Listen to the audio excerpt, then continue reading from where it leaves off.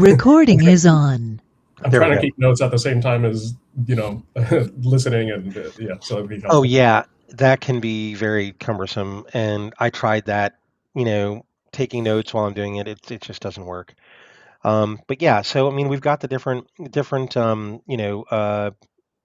is it, formatters. And as you can see, we have kind of a dark theme here. I'm going to demonstrate some themes to you, but let me see. Like for instance, this is probably the formatter that's not working. It's probably the the 8601 date one, because that one has a lot of elements. Let me choose one that's a little bit easier. Yeah, right here. Yeah, and you see, whenever you do that, it adds a formatter option to here on the drop downs. So I can. This is the bytecode formatter, and basically I can say, do I want it for file, memory? Do I want it in decimal format? Do I want it in bytes, kilobytes, megabytes, or so on? Um, you know, and let me see. It should change some. I mean, this should be changing, but I think. Let me see. It is not. Let me see. Bytes. Yeah. Obviously I have an update problem here. But yeah, I mean, so if you can, as you can see, we do have different. This is different from the default next look. Um, you know, but theming actually goes a lot deeper. And let me see.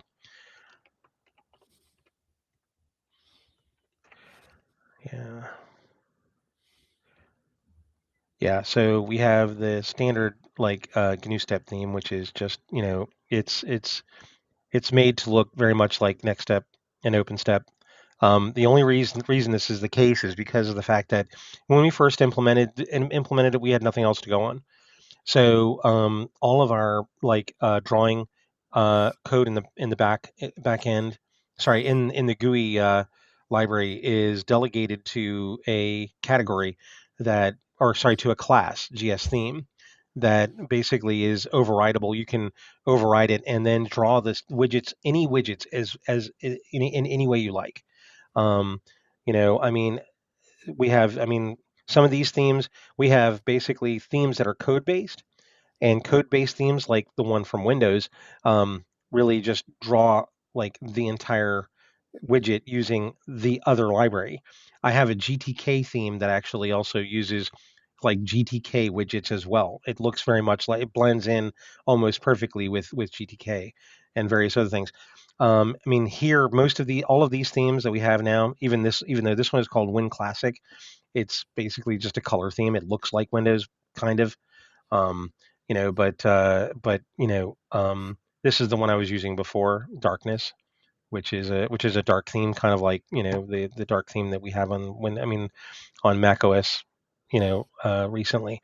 Let me show you something a little bit nicer though, with respect to like GNUstep's actual abilities. Let me see. Apps. Do I have the video? No, I do not. Not here. I'm going to up one level. Okay. All right. Now, build tool is our Xcode build equivalent. I wrote a library that actually loads in an entire Xcode project, and parses through it the same way that Xcode build would on a Mac. And many of the I mean, pretty much, I tested on a lot of different applications to see if it'll work, and it usually almost all the time works perfectly. So let me see. Yeah, this is actually not done using that, but I'll show that in a minute. Yeah, let me see, video player.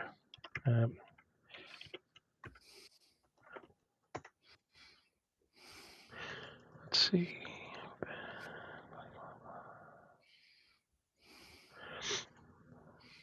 Okay. Yeah. This is something that I had ripped off of one of my I don't know if you guys can hear the sound. Yeah.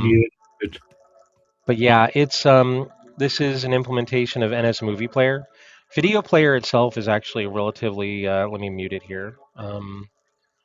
Video player itself is actually relatively simple.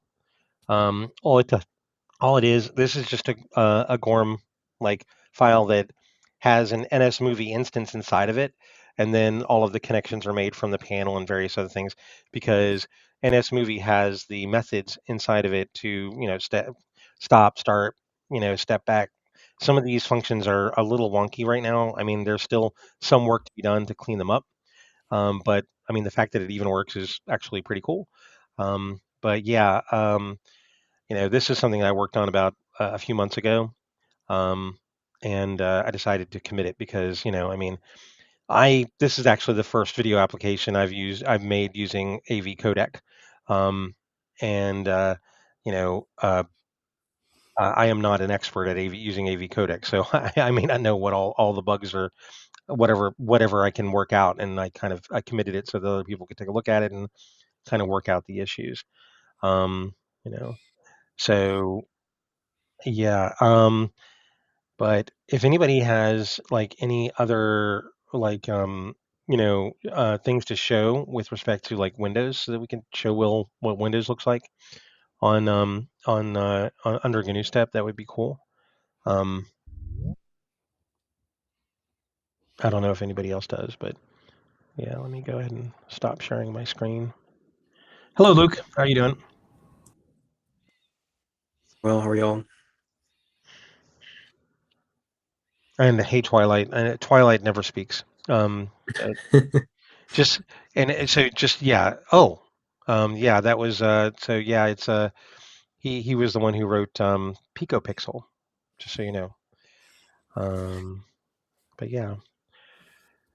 I'm gonna probably lay low for today. I'm gonna be doing some work, and then I have to leave a little early today. But were you just showing off the more progress in the video player?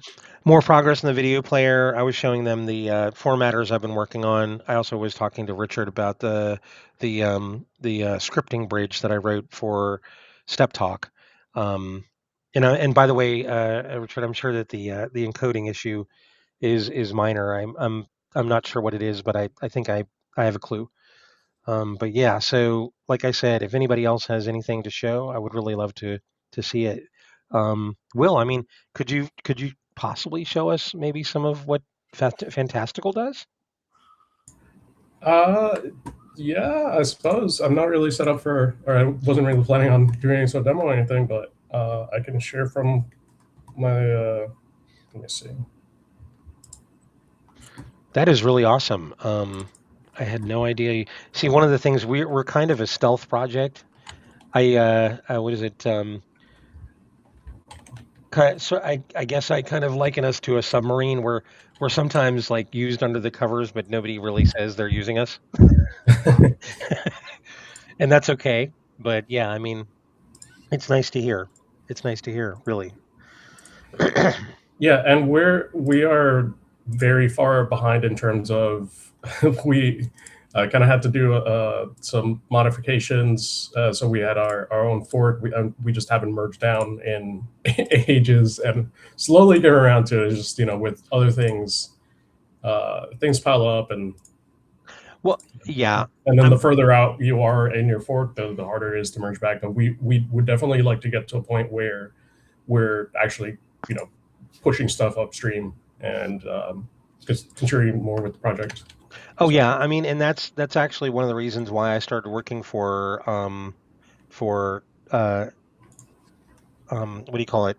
Oh God, Keysight was because they had racked up about 11 years of technical debt. Yeah, and that was not fun. That was literally like extraordinarily difficult to do. all right, so Oh, that's nice.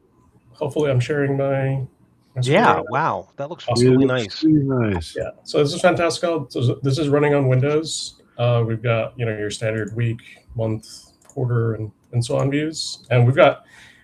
It's funny. So I don't want to like brag too much, but it's more of a when I first joined the company, I'm like, it's a calendar app, but there's a lot of like just little things, anything from like this little hover thing, the rendering, little icons. Mhm. There's a lot of that. So all the UI, like I mentioned, that's all done through WinUI. And then under the hood, we have all of the sync code is the Objective-C code that we're sharing that with the Mac and the iOS platforms. So, we got support for different account types. Actually, let me share my screen instead so you can see my other windows. Give me 1 second.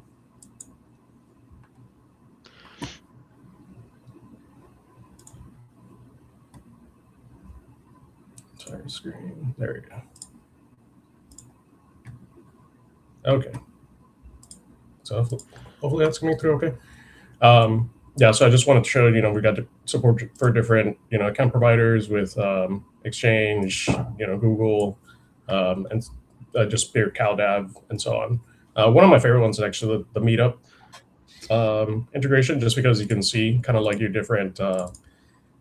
I don't have to go to the website to see like what events are coming up and things like that I'm subscribed to. Oh, nice.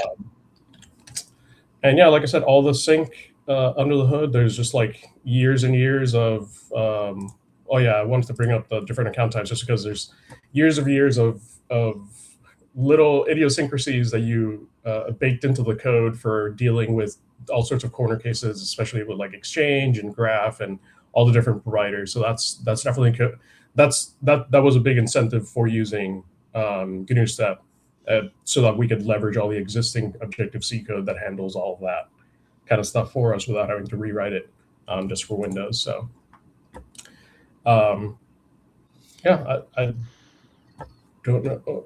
Yeah, I mean, let me ask you a particular question. I mean, do you use of course AppKit? You use AppKit on the Mac, correct? Right. Okay.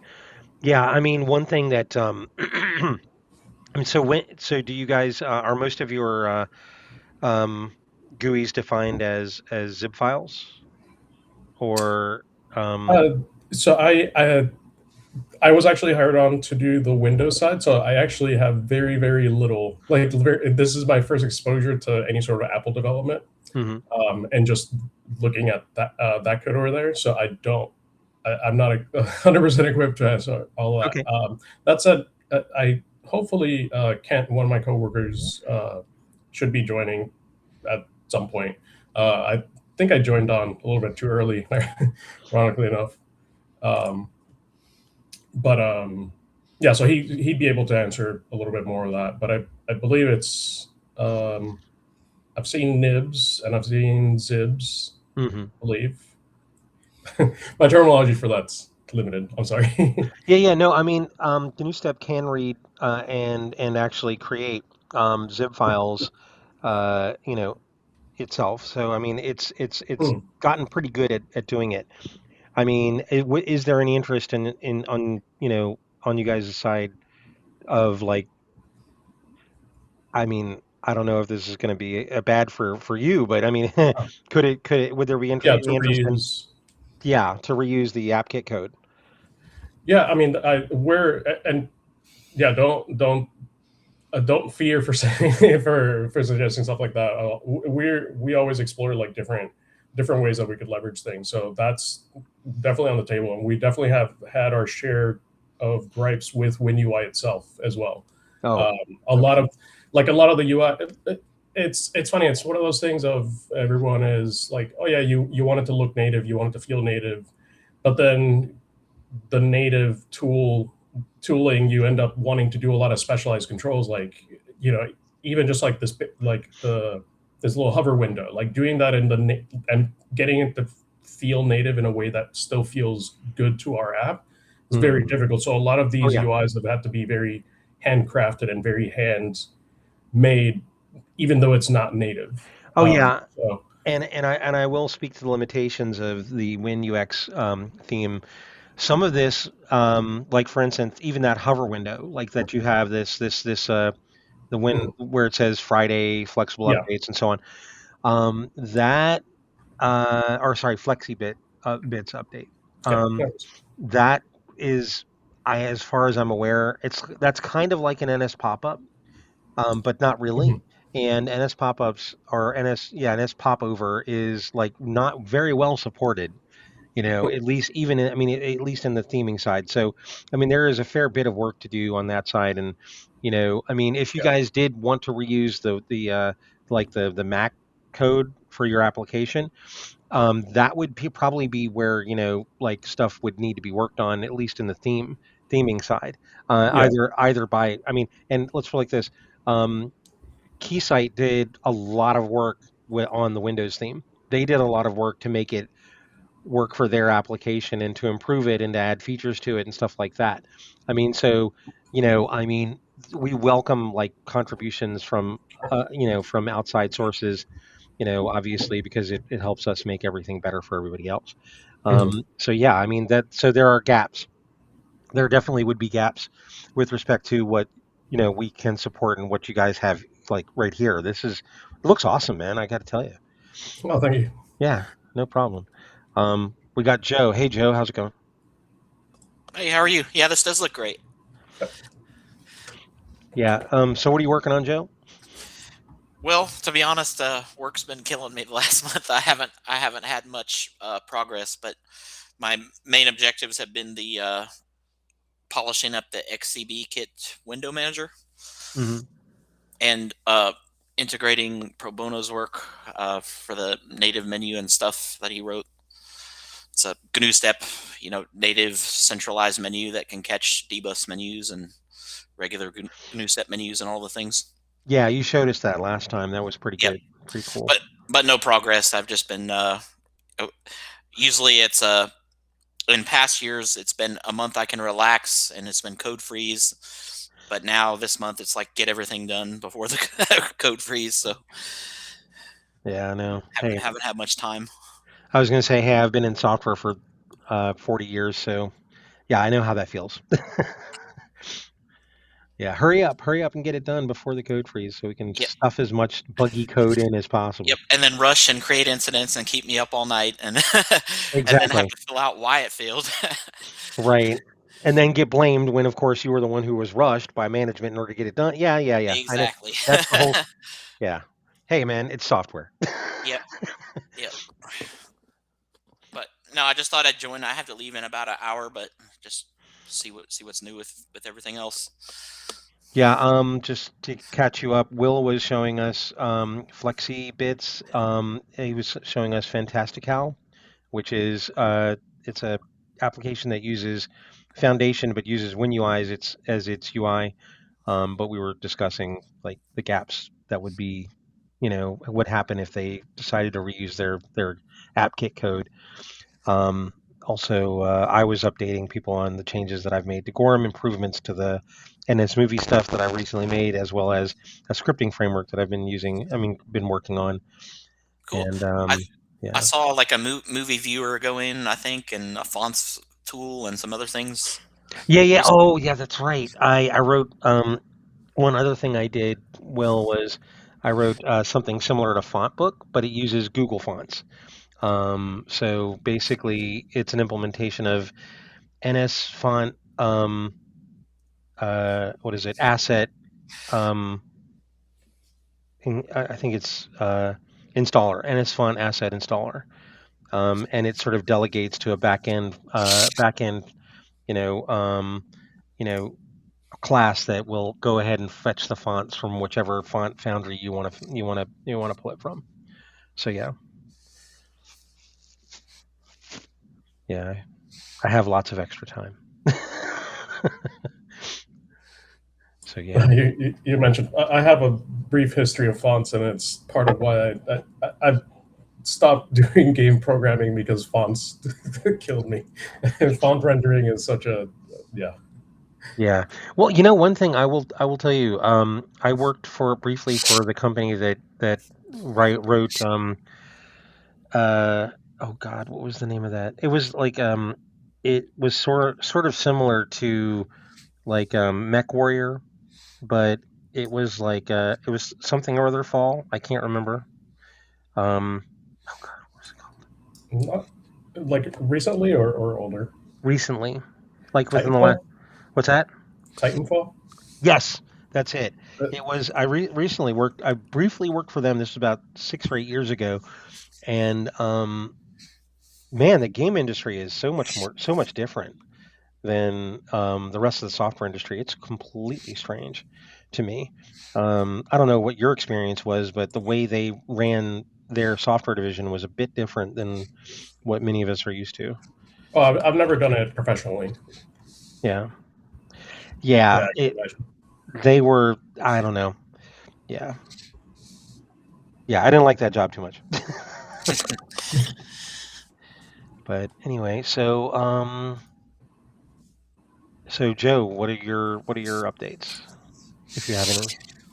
Um, well, I did get pro bono to merge his Gershwin components repo. It was in his personal GitHub to the project, Hmm. and um, working out some GNU makefile issues. He has some. Uh, we've implemented CI and things because we're building images now for like ARM and AMD 64 and a bunch of different Linux distros and Mm. a lot of other things beyond GhostBSD as well. And um, some of his work on like his native menu app had some hacks to copy dbus libraries around, and I'm like, no, we can fix that in the GNU makefile. I've done that before. So Mm. like I'm just gonna kind of do some makefile fix up this weekend and get that all integrated properly and have like a top level GNU makefile that installs all the things he's done. Like so he's got like a login window app, bunch of system preferences panes, for like displays and stuff. I think you've seen before. Hmm.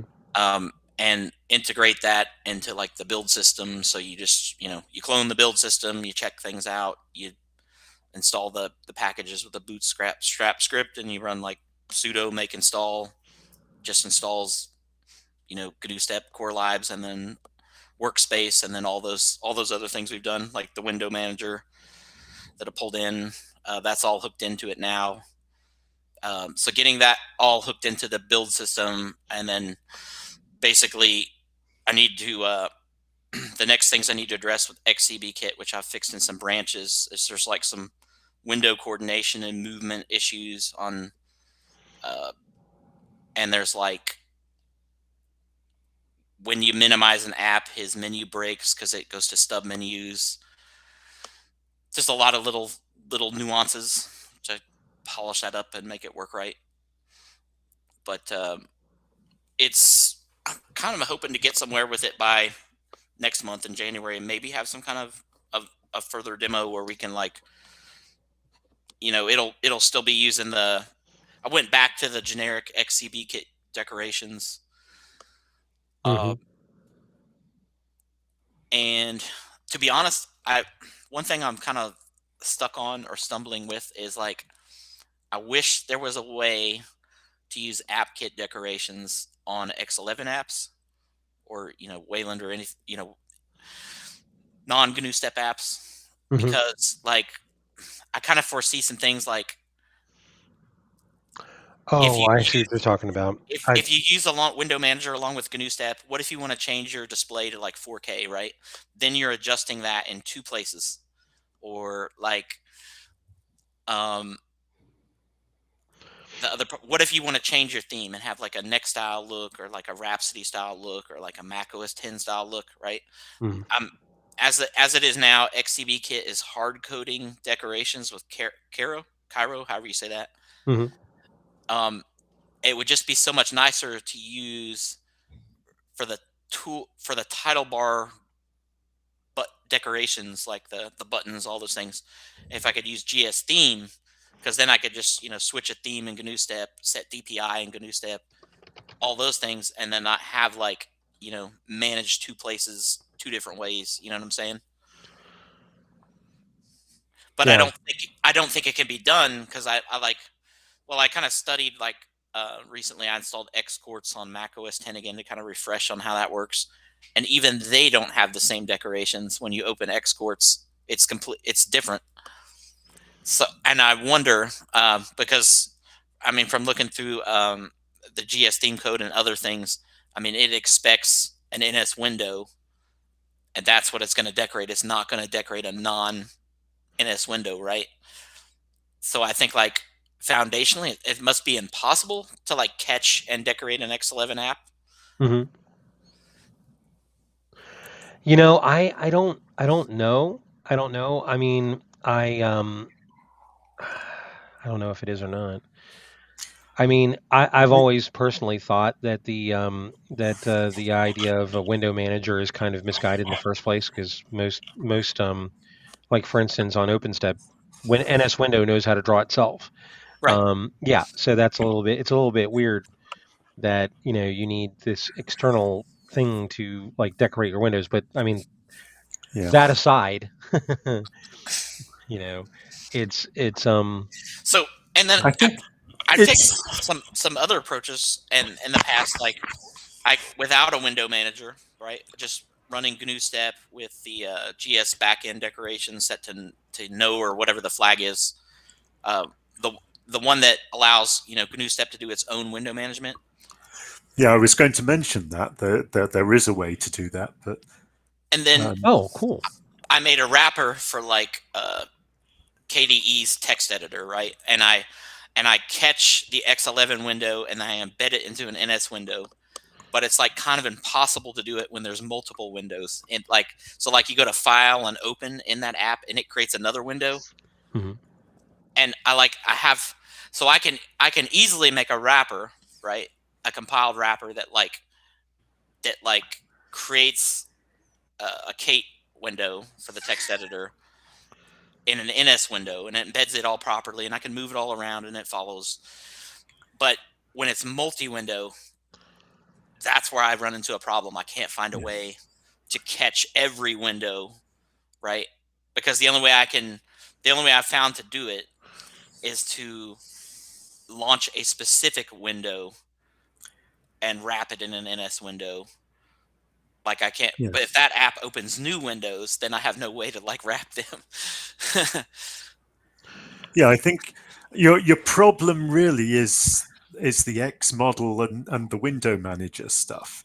Yep. Yeah, yeah. We've got the code to decorate windows. If you get a raw window, you can decorate it. You can move it under your app's control, but anything else the window manager is going to grab, and you can't even be certain that you'll be able to control your own window, because not all window managers behave reasonably.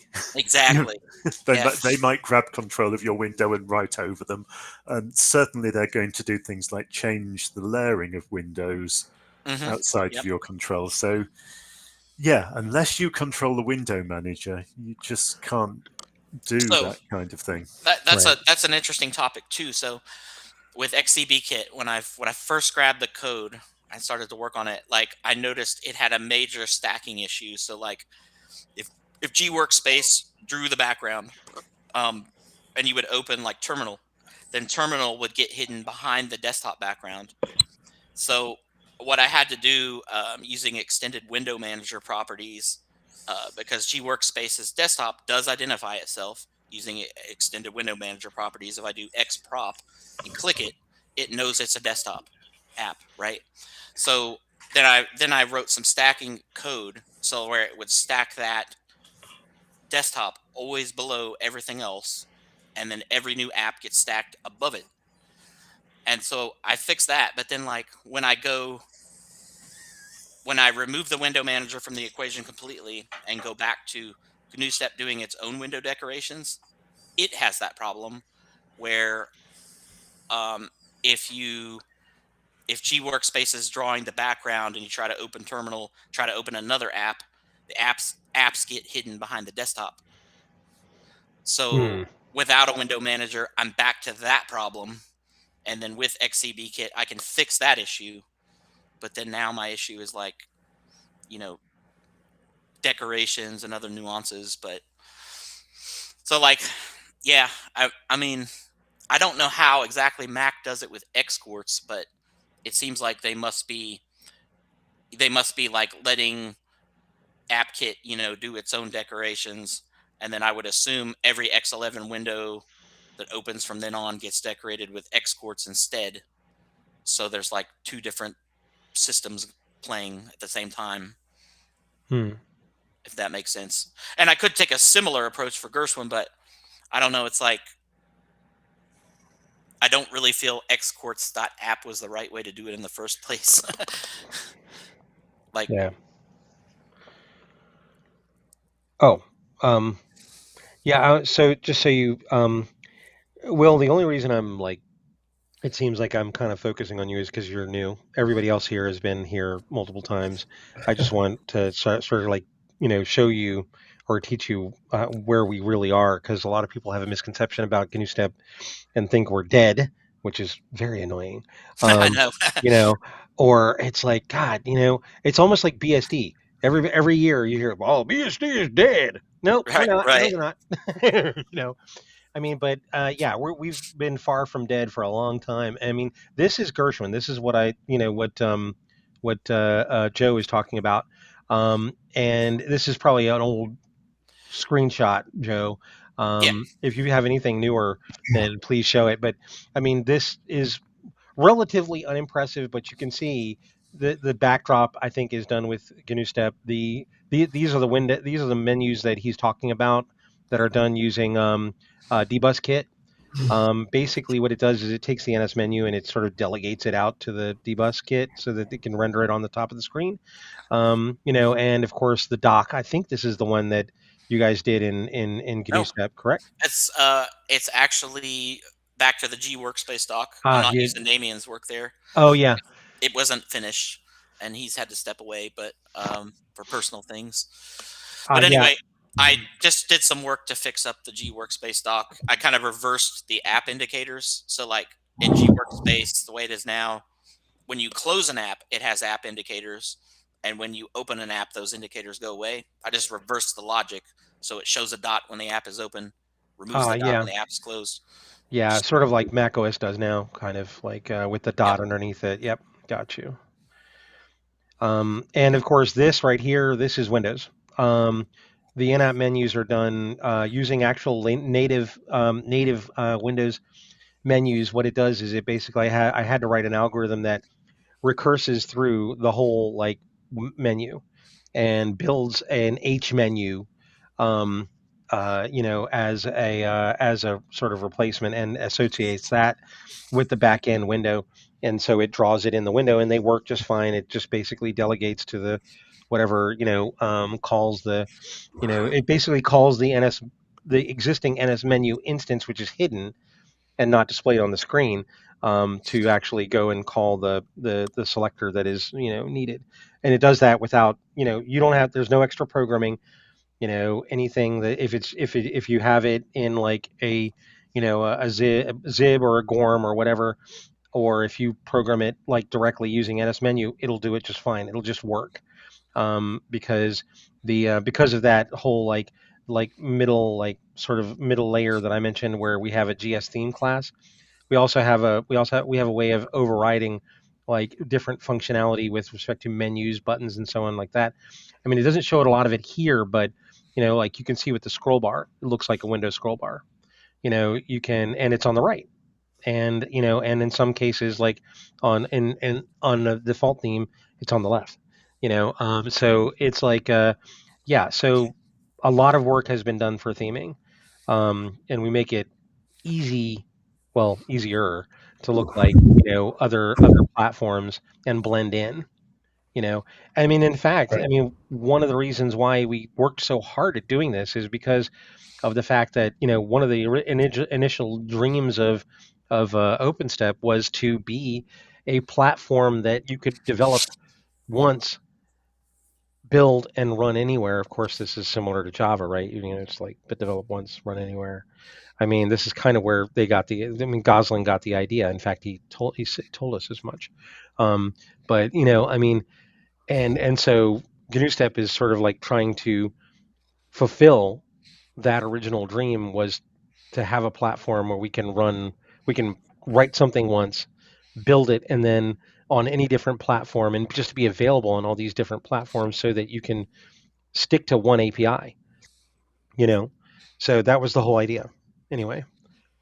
So I had yeah, a I mean, I had a question about that Windows stuff because there used to be I thought there was like an exe thing you could download for like Windows 10 and run it, but that's like no longer supported, I guess, and now you kind of have to build it from source on Windows. There was a an NSIS what is it, installer, and it's woefully outdated. What the hell? Who's who's doing it? Okay. Yeah, it's woefully outdated. And yeah, we've got to recreate that. I don't know.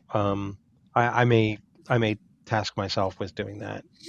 I've just been very interested in seeing some GNUstep apps run on Windows as well.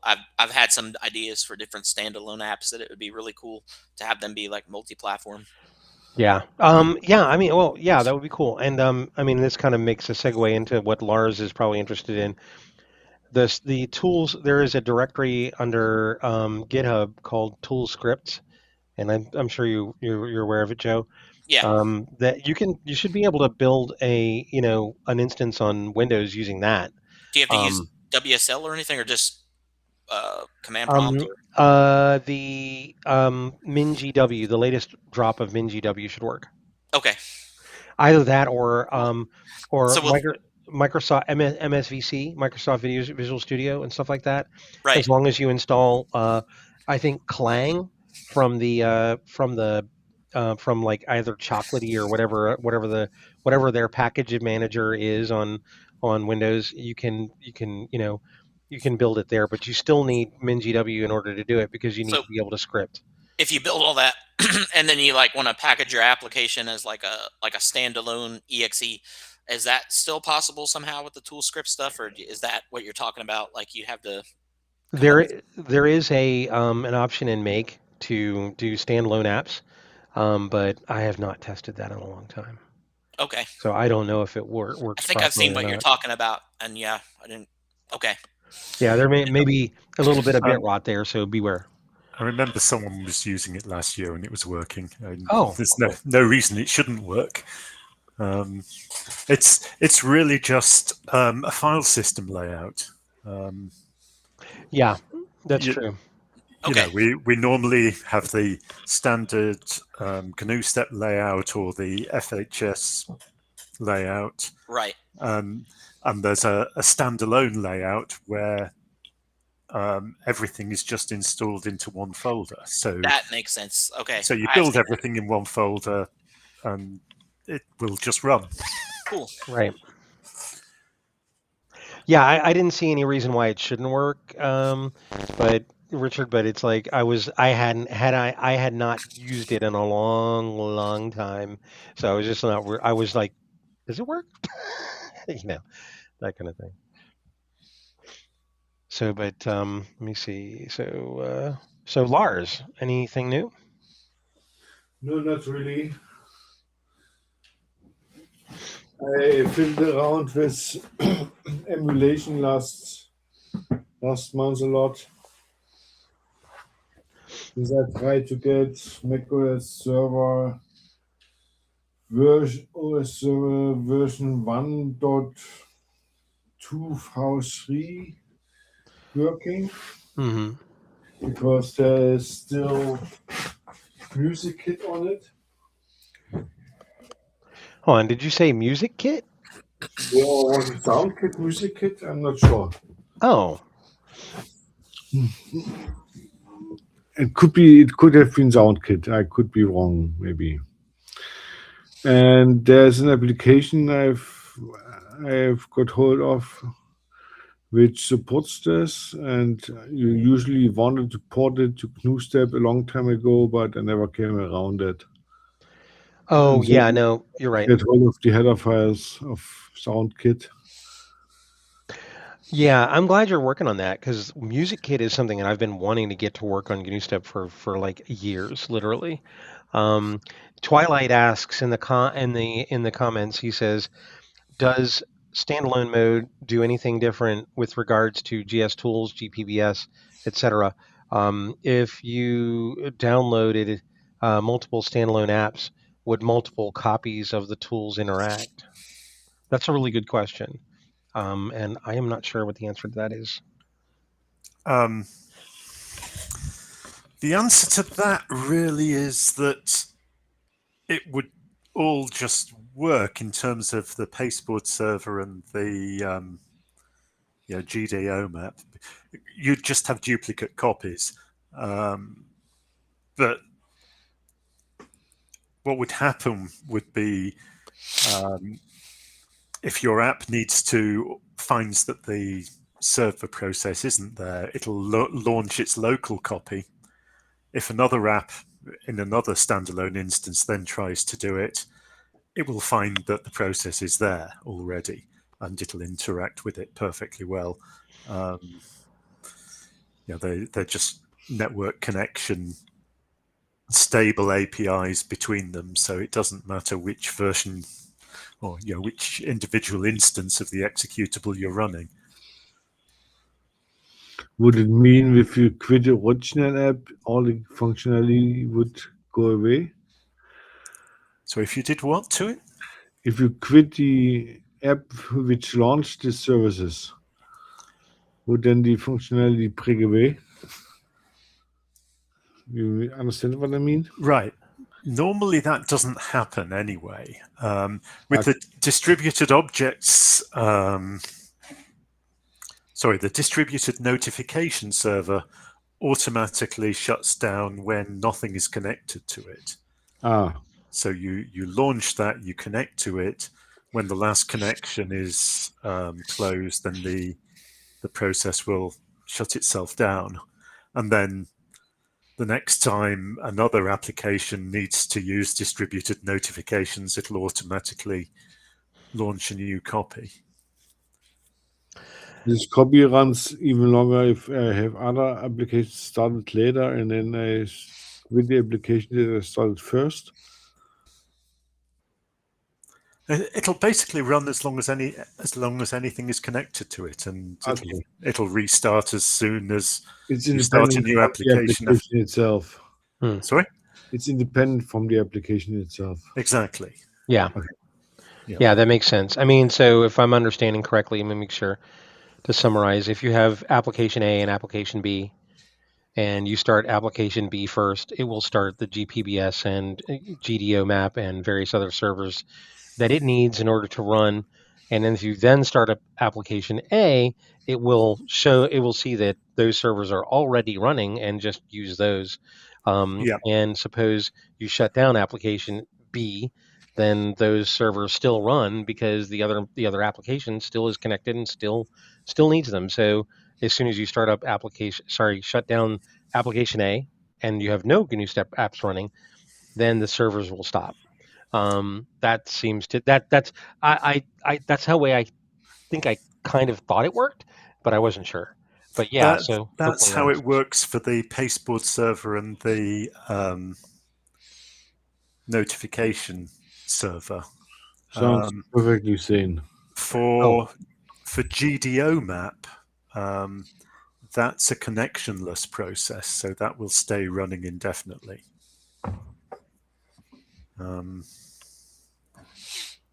So once you've launched GDO map, it'll stay running unless you kill it explicitly. But the other servers will automatically shut down as soon as nothing's using them. Okay. Twilight has a further question. He says, if the first application's tools are being used by a second application and the first application on it is on a volume that's later unmounted, such as an app image, what happens to the second app? I think after we discussed based on what we just discussed, nothing. I think on my knowledge of Windows, what should happen is that you can't remove that image while it's still in use. Yeah, you're right. So yeah, that does have that slight issue, I suppose, that if you want to cleanly unmount and remove a thumb drive, say, and your server process is running off the thumb drive, then it won't cleanly shut down. And I don't know what happens if you physically remove the drive My guess is that it makes no difference at all because Windows has the whole executable in memory and it'll just keep running. But I couldn't be certain about that. Yeah, that's kind of an edge case, and I would say in that instance, you kind of deserve what you get if you basically just yank it out, you know. Yeah. But I think it would probably behave reasonably. Yeah. Cool. So I know I'm kind of running this like a stand up. I didn't mean to run it like this, but yeah. Yeah, Uh, thanks, Greg. More stand-ups. yeah, exactly. Oh, I was on LinkedIn the other day, and I saw this. It was a parody of stand-ups, and it was kind of like it was that scene from The Godfather where he was talking to the whole family, but it was dubbed over with like, it was like, so Vinny, what are you doing today? Like that. And nobody had like any meaningful progress. And at the end, he goes, I see all we've done successfully is go over the time for our stand up. I was like, what are you guys doing with this shit? It was fucking hilarious, but yeah, sorry for the cursing, but yeah. Anyway, so Luke, what have you been doing lately, man?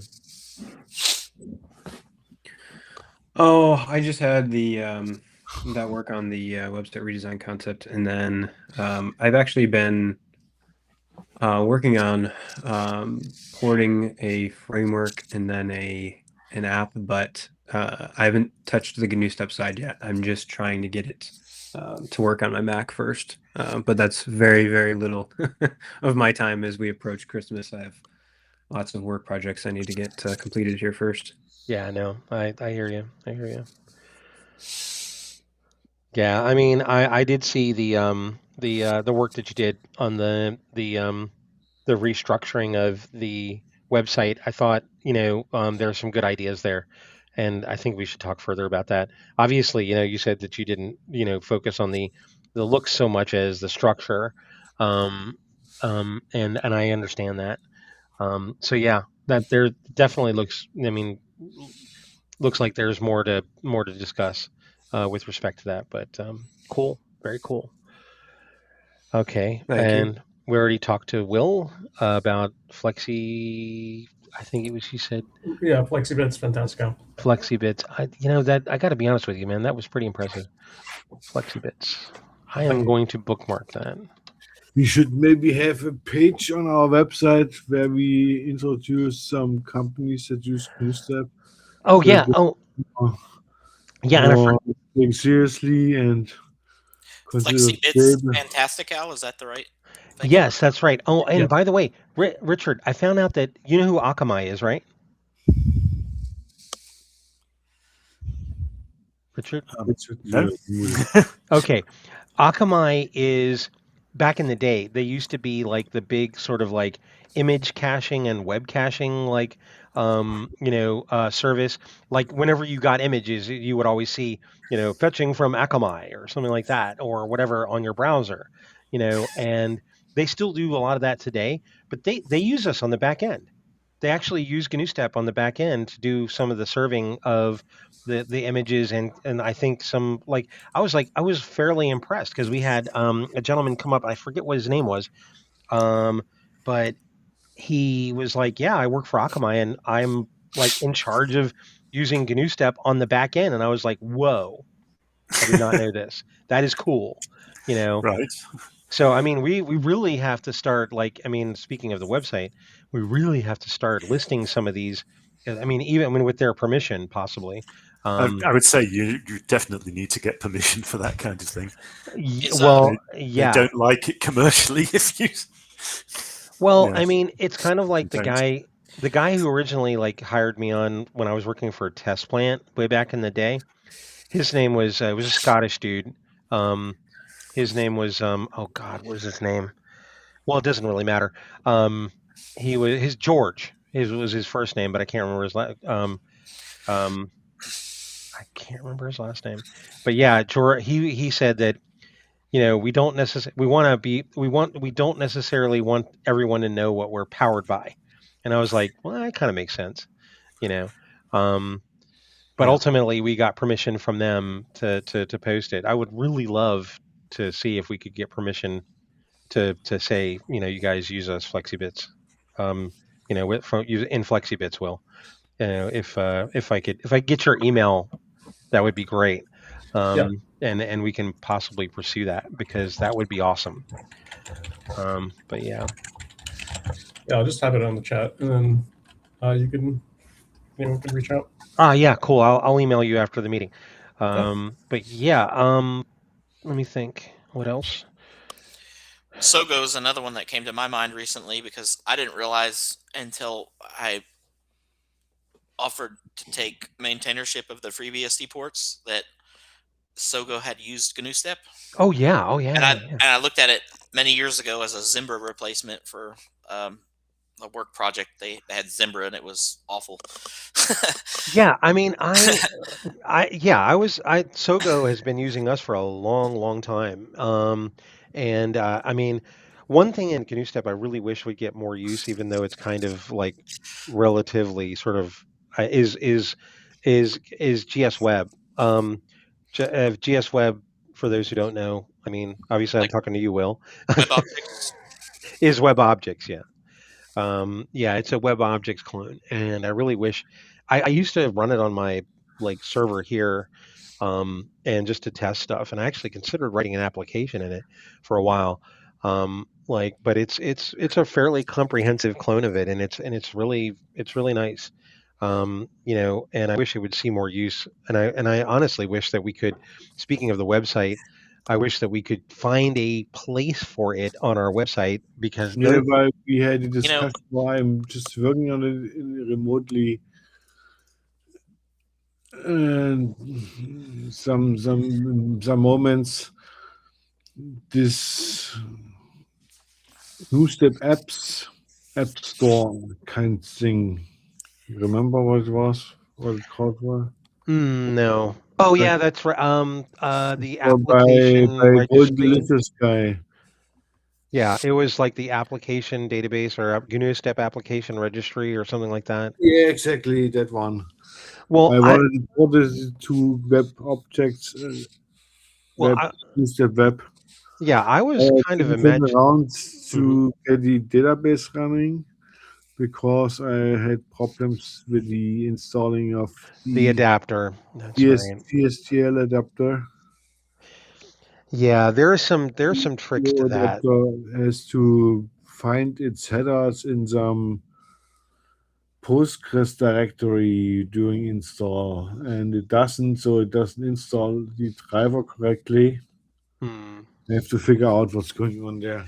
Yeah, when I was playing with GS Web, I figured that out, and I'll have to see if I can do it again, just to determine whether or not what I can tell you with respect to that, to see whether you can get it, because I can't remember.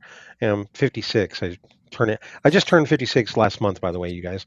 Okay. Yeah. happy birthday. Thanks. I mean, let's put it like this. At this age, I just let it pass by in silence. So I'm getting older, so my memory is not as good as everything as it used to be. But Well, yeah. I found out I'm gonna be a grandpa, so I'm getting up there too. Oh wow! Congratulations. That's really cool.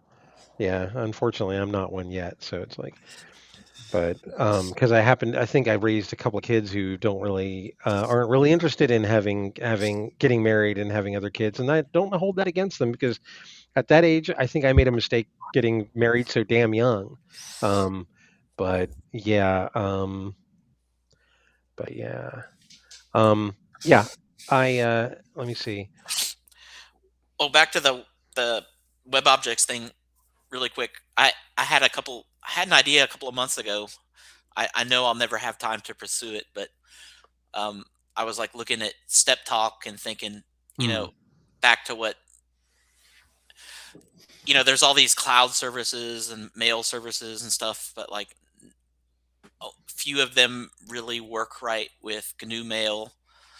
And I just thought, wouldn't it be nice if there were like a hosted service that worked with like GNU Mail, and there was like a Jabber app, like an iChat type app for like old school chatting and stuff, instead of having to use all these like, telegrams and things that require phone numbers and like Yeah. No, I hear you. a more privacy focused option that, and I thought, well, maybe something around web objects could be like you could have a browser version of all of it that way, and then like have native GNUstep apps and like I don't know. Well, I would use the heck out of stuff like that if I could make like a Gershwin chat room with a native app and like have GNU Mail working really well without like having to use iCloud or some other mail service.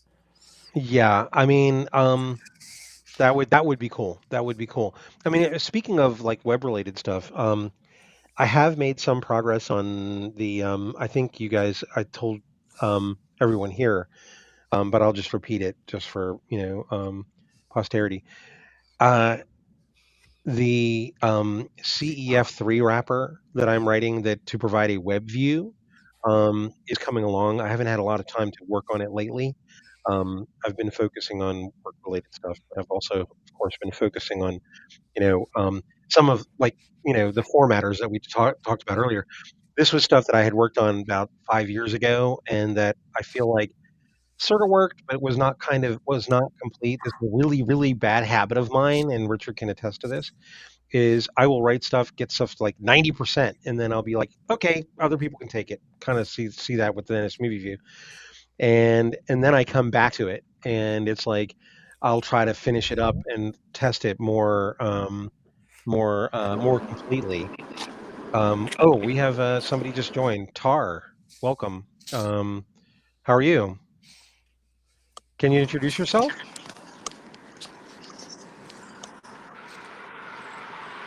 Tar, Hello. hello. Hello. I'm just here to listen. Okay, that's great. Yeah, but I mean, I've been working on the web view that is wrapped around CF3, which, for those who don't know what that stands for, it's Chrome Embedded Framework, and the three is basically, I don't know why they call it CEF3, but it is the multi-threaded version of the CEF framework. So I'm assuming your idea with a project like that is to like if an application needs web view functionality like a mail app or something, it could like use that framework and then get a web view. Mm-hmm. Is that Yeah. the idea? Mm-hmm. Yeah. Yeah. Makes It's sense. it's just basically for. I mean, it would make a browser as simple as creating a web view in a window, making sure that it resizes properly, and then connecting everything up to like minimal amounts of code Right. on the application side, and then you have a browser. It would be freaking awesome. I'm sorry, I need to stop cursing. But I Well, mean, so yeah, I mean that's really the idea, is just to delegate all the stuff to CEF, because there have been attempts to write a web view using purely GNUstep. Simple WebKit is a version of that, and it does okay for very relatively simple, use cases. Yeah. But the problem is that, as you can imagine, duplicating WebKit is a fool's errand. It's going to take too long, and why bother? Right. Because it's already done. You know, so I think we'll just do what what Apple itself has done, what Windows does, and what everybody else does. We're just going to use WebKit. What Sorry, yeah. what state is that thing in? Like, is it able to render things or like? It is. I'm still dealing with like the whole one complication is that you can never download like a you can't get, I guess, a prepackaged version of CEF3 or even Right. CEF. You have to download it from their website and build it. And so I've worked on like the makefile to download like the latest version, so that Uh-huh. when you just build, it'll go and see if you have it. And if you don't have it, then it will will build it. Sorry, bring it down, extract it, build it, and then use it. What I'm struggling with now is basically the basic connections to that I the bridge code that I have to build in Objective C in order to actually render and then pull in the images as Oh, the back end renders them. I did this once before, and it's on Gap, the Gap project, Gap dot savannah dot org is where that is. I did it with Berkelium, and Berkelium is an abandoned, CEF like framework that does pretty much the same thing. And I had that working, and it was the only issue was is that when it came up, it would render the colors wrong, and I can only imagine that's probably because I got something wrong, like when I was rendering, but they shortly thereafter announced that they were abandoning the project, and I was like, well, okay, I guess we can just kind of leave that one alone. That makes sense. Yeah. And it, So you think yeah. that's something that like if you did get it working, like they would constantly change their code so much that you would like have to constantly change with it?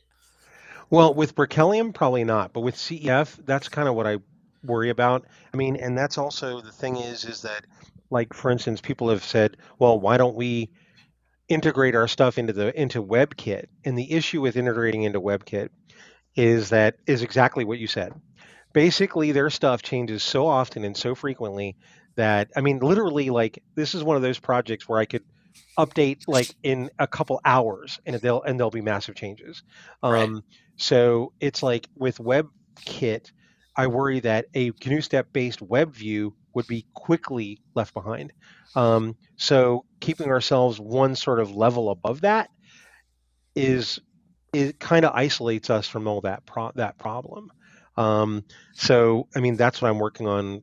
I'm working on making that happen so that we can have a web view, like I said, that just works, that we don't really have to worry about.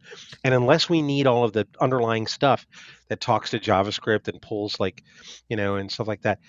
And I don't think we really need that I don't think we really need all of that stuff. And even so, like web sorry, not WebKit, CEF provides those sort of like that the framework to talk to that kind of stuff. Okay. And as far as I know, CEF doesn't change very often.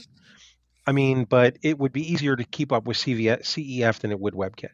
That makes sense. So yeah, so that's kind of why I made that decision there. But yeah, let me see. And one other thing that people on the project have been working on is Swift integration. Like I think that's I can't remember his name. One of the other, he's a fairly young member. I can't remember his name. Ethan? Ethan, yes. Ethan is working on that as well as I've taken a look at it. There's a lot of work to be done there. There is an existing bridge that talks to Apple's version of libObjective-C, and it could be interesting to see whether or not we can actually make changes to that so that it could talk to us. It would be also useful to explore possible other integration options that might be more similar to what I'm doing with CEF, that would achieve the same goal. And obviously the goal is, source compatibility. Right. Yeah. So I've seen there's a number of different UI kit alternatives for Swift. Like there's one that like integrates Google's Flutter as a kit, and then there was one that like integrates Adwaita GDK or something, and then but the Flutter one, I forget what it was called, but it's basically it states their website states that they can build the same application on Windows, Mac, Linux, very similar to GNUstep, same concept, but they're using Flutter. Oh wow, yeah, Flutter is pretty interesting. I haven't played with it, but it looks interesting. I've looked at it a little bit. But I'd be way more interested in GNUstep than some other toolkit. Yeah, I mean, one of the problems that I'm finding is that, and one concern that I have is that a lot of people are moving away, like from Objective-C and moving to Swift, which I mean, I guess And is like okay, but C to Rust, and that's a big thing too.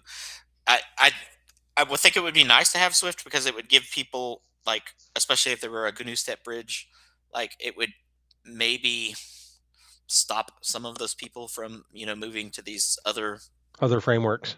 frameworks. Exactly. Like I'll give you an example. Like comparing Clang to like building Rust on, like, I have a 28 core 32 gig of RAM system, and every time I build Rust on it, unless I do a whole bunch of tuning and add like a 64 gig swap file, Mm-hmm. it will run out of memory and it will crash building in it in 2 hours. Oh wow, yeah. Clang, No. I can build in under half an hour, like it, and it's ridiculous. Like I don't like that more and more things are going that way to things I can't like build myself on a lower spec system. Hmm. I mean, I feel like that's like a removal of freedom, like the freedom to build your own software yourself.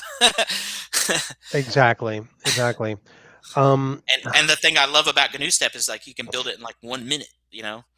Obviously Swift is not that way. That's like a big build of hours of building, um, but at least it doesn't break your computer trying to build it as much. yeah, I mean, let me think. Yeah, I mean, Swift is like, I mean, I don't know. I've one of the challenges that I've had with Swift is simply building the compiler. It's very large, Yeah. and I once I was actually on the Swift forums at one point, and the guy who created it, Latimer, I think I can't remember his first name.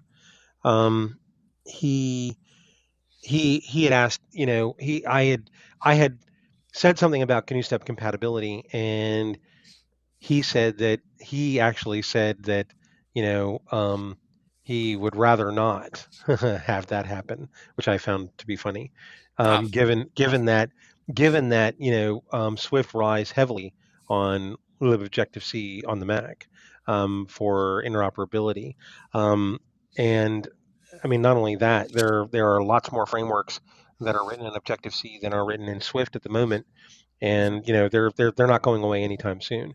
Um, and so basically, I mean, it's Swift integration is very important, and I think we need to get that done. And one of the things that is always kind of like having so many years in software engineering is that I literally have found that the one thing that you think people are never going to use is the one thing that people use the most often. And this is probably the case with Swift integration, is that we'll work on it, we'll get it working, and then the majority of people will be interested in that rather than interested in the in the framework itself. It's just crazy work. yeah. But yeah, what was I going to say though? A couple of other things that we probably need to worry about are Swift UI, which I find to be it's is it what is it? Is it imperative versus declarative? Okay. Yeah.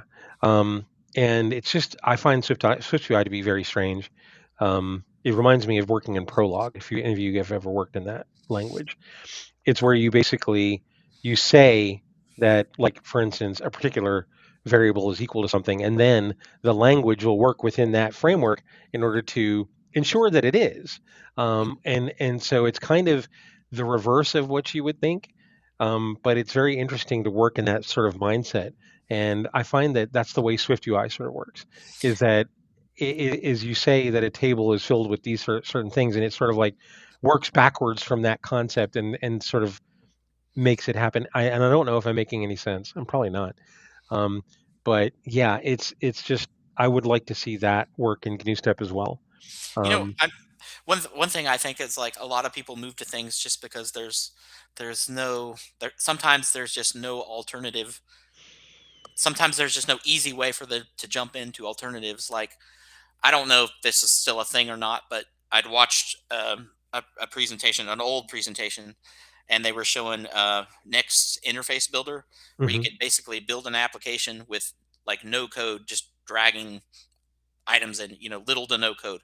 Mhm. Is that still a thing with Gorm today? Like, because I Yeah, haven't really. yeah, absolutely. You can anything you could do with the next interface builder, you can do with Gorham, more or less. Actually, you can do more. So, Um, I mean, if that were brought forward, documented, presented, and people were able to grab, some kind of image, you know, boot an OS and just get going with it, like, why wouldn't people flock to that? Because it seems like a lot better idea than Swift.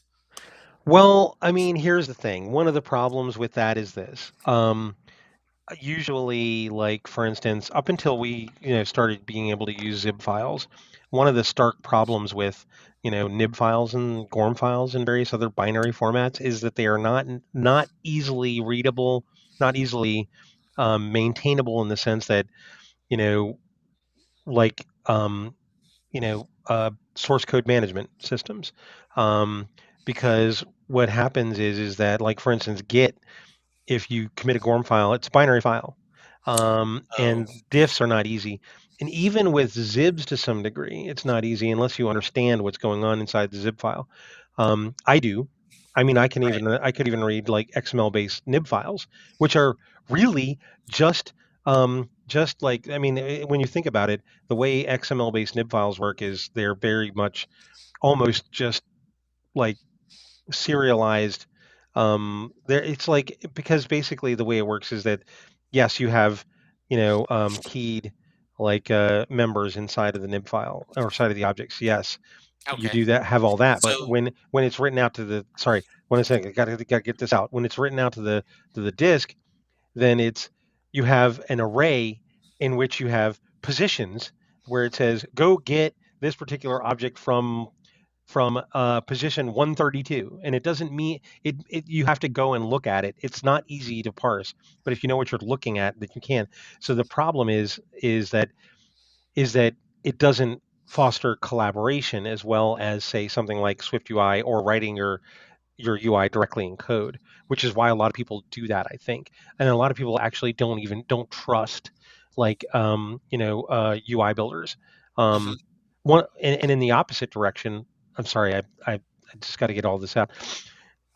Step Talk, since you mentioned it earlier, actually has a palette where you can use that you can use where you can literally use that palette, write your code in Step Talk, have it talk to the other parts of the GUI, and actually write an entire application in Gorm without any code at all, which is just wild.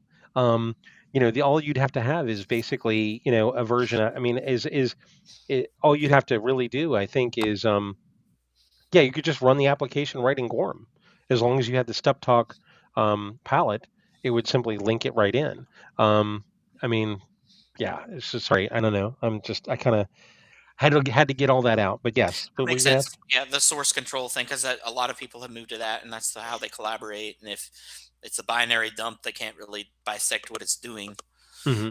Um, so I guess that makes sense. Is there no solution, I guess, to dump that out to like a human readable format? So where maybe that's not maybe there's a human readable format thing that gets converted back, Well, like when you go to build it or something, I mean, one thing I have, Zibs are kind of achieving that goal in the sense that they're more easily readable. They're hierarchical rather than positional. right? Um, and So it's much easier to look at a zip file and see what's going on and actually merge it. Though the problem there is that sometimes when you create zip files, they can lay themselves out differently when you save between versions, even though it's the same freaking zip file representing the same GUI. It might rearrange things. Ah, I mean, zip files are readable and writable in Gorm. I mean, in Gorm. So I mean, um, you know. But so that kind of gets there. But one thing I have considered, and I mean, thinking about this is sort of like a baby thought in my head. So so Richard, don't panic. Is that uh, I've been thinking about ways to actually, because the way Gorm works, right, just on a high level, is it stores everything inside of a container within the application, and in that container there is a tree of objects that where basically we make connections between each one of those objects, where we know how everything is laid out. Like we have everything from the first responder to the window to the menu, and from there, from our top level, we have those top level objects, and then we have underneath those everything that's related to them. Like for instance, the window would have connections to any buttons that are like associated with it, and so on. And so basically, it is easy, and this is what the zip file generation stuff does. It recursively parses that tree in order to go, okay, here's what we've got. Now, that's not very many steps away from actually building code, because what could be done is if you basically, you know, um, were to walk that tree, and then instead of outputting a zib, you output like actual code to actually build the GUI. That would, I mean, the problem then becomes how would you parse that back in? I mean, this seems as something to me like where we could basically have an option in Gorm where it would say export as code, where we could not read the code back in, but we could write it out. You know what I'm saying? So it might be something where you would have like sort of an external nib file that would basically maintain the GUI, and then you would update the zip file or nib file or Gorm file or whatever, and then export it to code like occasionally, when you needed to, or just make changes to that code. And there are ways so that we could basically generate code and leave any like, you know, changes or additions or bug fixes alone. Can Um, I you can I know, just interrupt there briefly? yeah. Sorry, I know I'm kind of going on a missive. Thank you. We were talking about step talk earlier. Yeah. There's Just- absolutely no reason you shouldn't generate the step talk code to instantiate and connect objects. We can already script. We can script GNUstep applications already using step talk. If you just generated a script, and as long as your application was linked with step talk, you could run that script when instead of load. Well, at the moment we try and we load a nib. We Mhm. could load and run a script. So your idea works with the technology we have already. Oh, yeah, cool. It Interesting. should be possible to make something like Hypercut, where you can actually inside Gorm code with step talk. Yeah. Where the script is located somehow in serialized as live objects in the GORM files, Mhm. and then loaded from the GORM files and executed as script. So it sounds like a really fun idea, perhaps more practical than you, or more realizable than you thought. Right. Yeah, absolutely. I mean, I hadn't thought about it that way. You're not wrong. You're right. You're absolutely right. Well, yeah, that's just Gorm is something I wanted to, after watching that video, I wanted to dig into more. I just found that fascinating. Like you could make applications without really writing much code at all. Yeah, I mean, it's like, I mean, and I remember when Richard and I started working on Gorm, a lot of people said, "Oh, there's too much magic in it. You'll never get it done." It works. I mean, it's like there's never too much magic, and there's never anything such thing as magic. It just, I mean, I mean, Gorm has been like, I guess, something that I've been deeply like. I was always deeply fascinated with Interface Builder, and I mean, and it's just like, yeah, it's just always been a labor of. It's actually what got me involved in GNUstep in the first place, was making like modifications to Gorm, and yeah, it's just it was it was and sort of in doing that, it kind of involved me in a lot of changes in GUI as well, because GUI was GUI and Gorm are very. I mean, GUI. I mean, AppKit and Interface Builder, just on the general level, are extraordinarily high, like tightly coupled. I mean, it's almost impossible to make changes to one without affecting the other one. And that also might be part of that. While that's a strength, it almost also might be part of the issue. Joe, is Yeah. that I mean, and yeah, I mean, it's just like I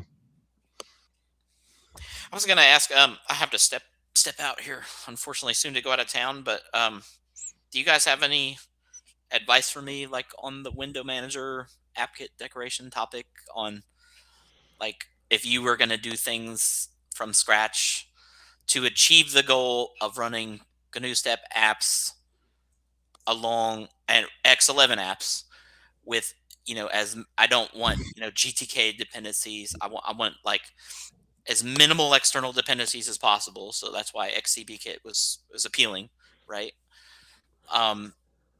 Like what approach would you go with? Like no window management and like try to make that work, or like GNUstep does its own decorations, but X11 apps have slightly different decorations. I mean, do you have any thoughts? I mean, I think that's for you, Richard. I'm not sure. I don't know. Okay. I have to say, this is many years since I really looked at this issue. So things may have changed, but my impression really was all those native X applications out there depend on a window manager. Mhm. The window manager is going to mess up anything you do. So your only option really is to have your own window manager. Yep.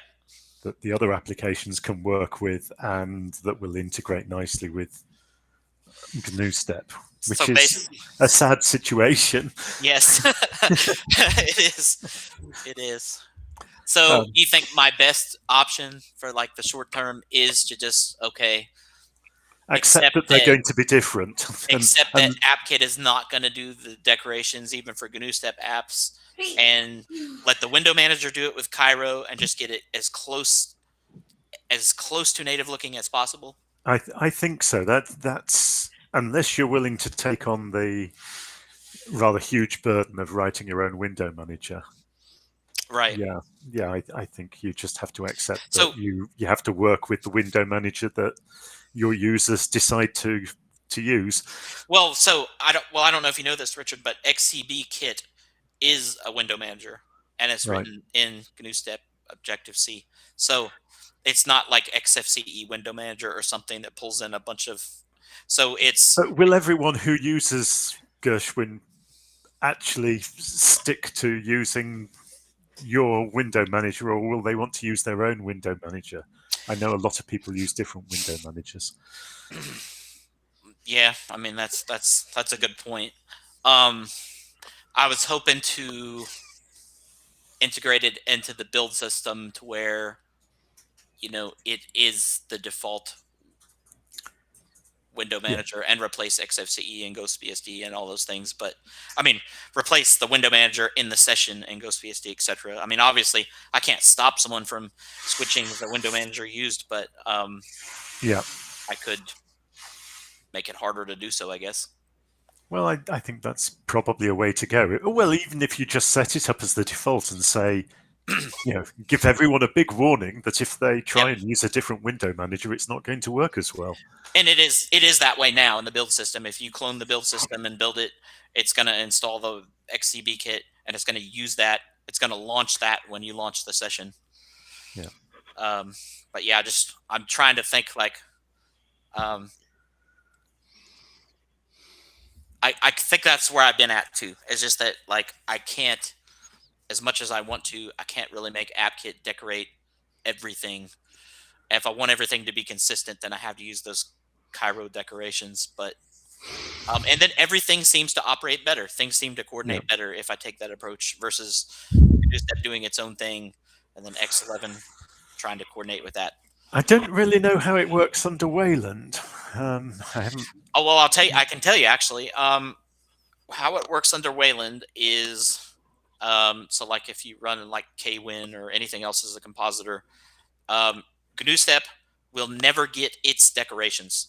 GNUstep will use AppKit to decorate all GNUstep apps, period. I've not found a way to make it inherit decorations from Plasma or any other compositor. Right. It just, and so it's the opposite problem. So if I'm ever forced to move everything to Wayland, and that would assume that we have all the little nuances fixed in the Wayland backend, I'm gonna never, as far as I know, never be able to decorate GNUstep apps with Plasma decorations or anything else. Right. So you'd have a similar situation of needing to run your own compositor there. Yep. Yeah. And the other reason I'm not in too big of a hurry for that is there's no Wayland protocols for dbus. So, unless you're running KDE specific applications, there's no way to get global menus. Even for GNUstep, even for GNUstep, GTK, any other toolkit cannot. The compositors cannot get the menus for those applications. Only KDE has done a protocol to support that. and there's a more generic protocol that somebody has proposed to Wayland. Like there's been a pull request open for 5 years, and every time someone tries to make progress on it, it kind of gets, I don't know, how do I say it? Like it's kind of being held back. Right. So KDE are trying to take over that. Yep. So it's just like it's such a big blocker that I don't even want to like invest time in Wayland right now. Right. Yeah. I mean, I could just make it so applications don't have menus, but then what's the point? I like the menus. Like, why would they not have menus? Yeah. I mean, part of me sees Wayland as an opportunity that GNUstep could get there and be influential, but I suppose Right. that's not realistic because we don't have enough people to actually work And on that. if the menu solution were in place right now in Wayland, like I would be motivated to try to fix those back end issues for sure and go forward with that, because like Yeah. I feel like it would be a lot easier to write and deal with a compositor than it would to do a window manager, and it would solve a whole lot of other problems and add a whole lot of other functionality. But So you could make that work with KDE, but not with anything else. yeah, correct. So Yeah. the big problem is like if I open a KDE application and I have KDE's global menus turned on, for example, like in a Wayland session, Kate or any other terminal or any other Qt based KDE based application can send its dbus menus, because so the way the whole thing works is those menus, it gets the menus. I'm trying to think how to explain it. It's because in Wayland, other than KDE applications, when there's no protocol to get the menus from that applications. So like everything, and not just GTK, like I can't even make GNUstep menus work using dbus. Right. Now, what I could do to get around that, but it won't fix GTK applications, is reparent GNUstep menus in a centralized menu, right? Just like not try to send them through dbus anymore, and just use distributed objects or something else like to send the menu. Yeah. But it doesn't really. But then you've got the problem that if you try to run GTK applications like Firefox or many other applications, there's no menus. Like the menu, it's almost as if GNOME doesn't care about menus at all, and it seems that way. Like honestly, because even on the X11 side, global menus are only supported for like GTK 3 applications and older. So, I mean, the writing is on the wall that GNOME is moving away from menus, and GTK is, and there's no future in that for GNOME applications, right? So unless you run like older apps, or they happen to use an older version of GTK, or you hack Firefox to turn back on the menus, they're done with menus. I think they're making a mistake there. I do too. And well, so only Qt based or like KDE based applications anymore are really going to have the menus going forward. Wait, they're getting rid of menus? What? Yeah, so like If menus, you look, application menus for GTK apps. That's wild work. What the hell? How can you have an application without any kind of menu structure? That's weird. They mostly have now those burger menus on the sides of the window, somewhere in the corner or something. And this is really annoying because it's really hard to hit. I don't know who likes this, but somehow all the people do it this way now. I think maybe the mentality is iOSification, like maybe they're trying to make their interface and their apps work better on tablets and etc. Other rather than just precision mouse and keyboard devices.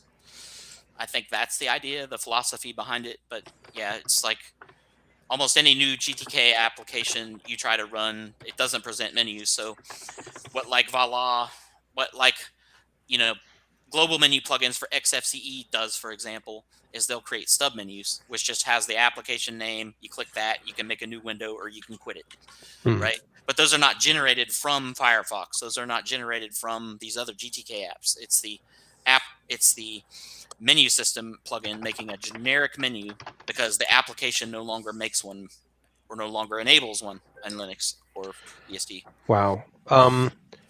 Tar is saying I had tried the GNUstep Wayland backend on Debian half a year ago. Not with much success. So, I mean, hey Tar, I mean you can ask questions directly. You don't have to type it in the comments. I can tell you what some of the known issues are that I would know about. Like the buttons don't work. They can be made to work. I had a PR, but it wasn't very good. I needed to go back over and rework it. Right. But basically, the code to hook up the buttons for close and minimize and stuff doesn't work. The other thing is most compositors will crash if app icons are turned on because the compositor, well, they get generated in the wrong place on screen. There's all those nuances. But to make most GNUstep applications run without crashing, you have to enable a setting to suppress the app icons. Mm-hmm. And then the other next nuance is that the close and minimize not working. With those two things fixed, a lot would work. Like it would actually be pretty functional in almost any compositor. Right. And just, but you can't control where the compositor happens to place an app icon, right? That's up to the compositor, I guess. Yeah, Tar says, for those who don't know me, short intro, DB and GNUstep team together with Yavor. Oh, hey, cool. And he says, oh, I would welcome those fixes. Yeah, we would definitely benefit from that. I mean, yeah, absolutely. Absolutely. Yeah. So yeah, it's just like in order for me to move forward with Wayland, then I have to come up with some good solution at minimum to get GNUstep menus to work, right? And I guess I could live with, GTK is not going to have its own menus. Oh, I'm sorry to tangent so much, but I was talking about the embedded X app wrappers I did. I had thought, well, since these other plugin menu systems generate generic menus, why couldn't I make wrappers that have generic menus? So like you open Kate and has a Kate menu, edit, view, window, help, right?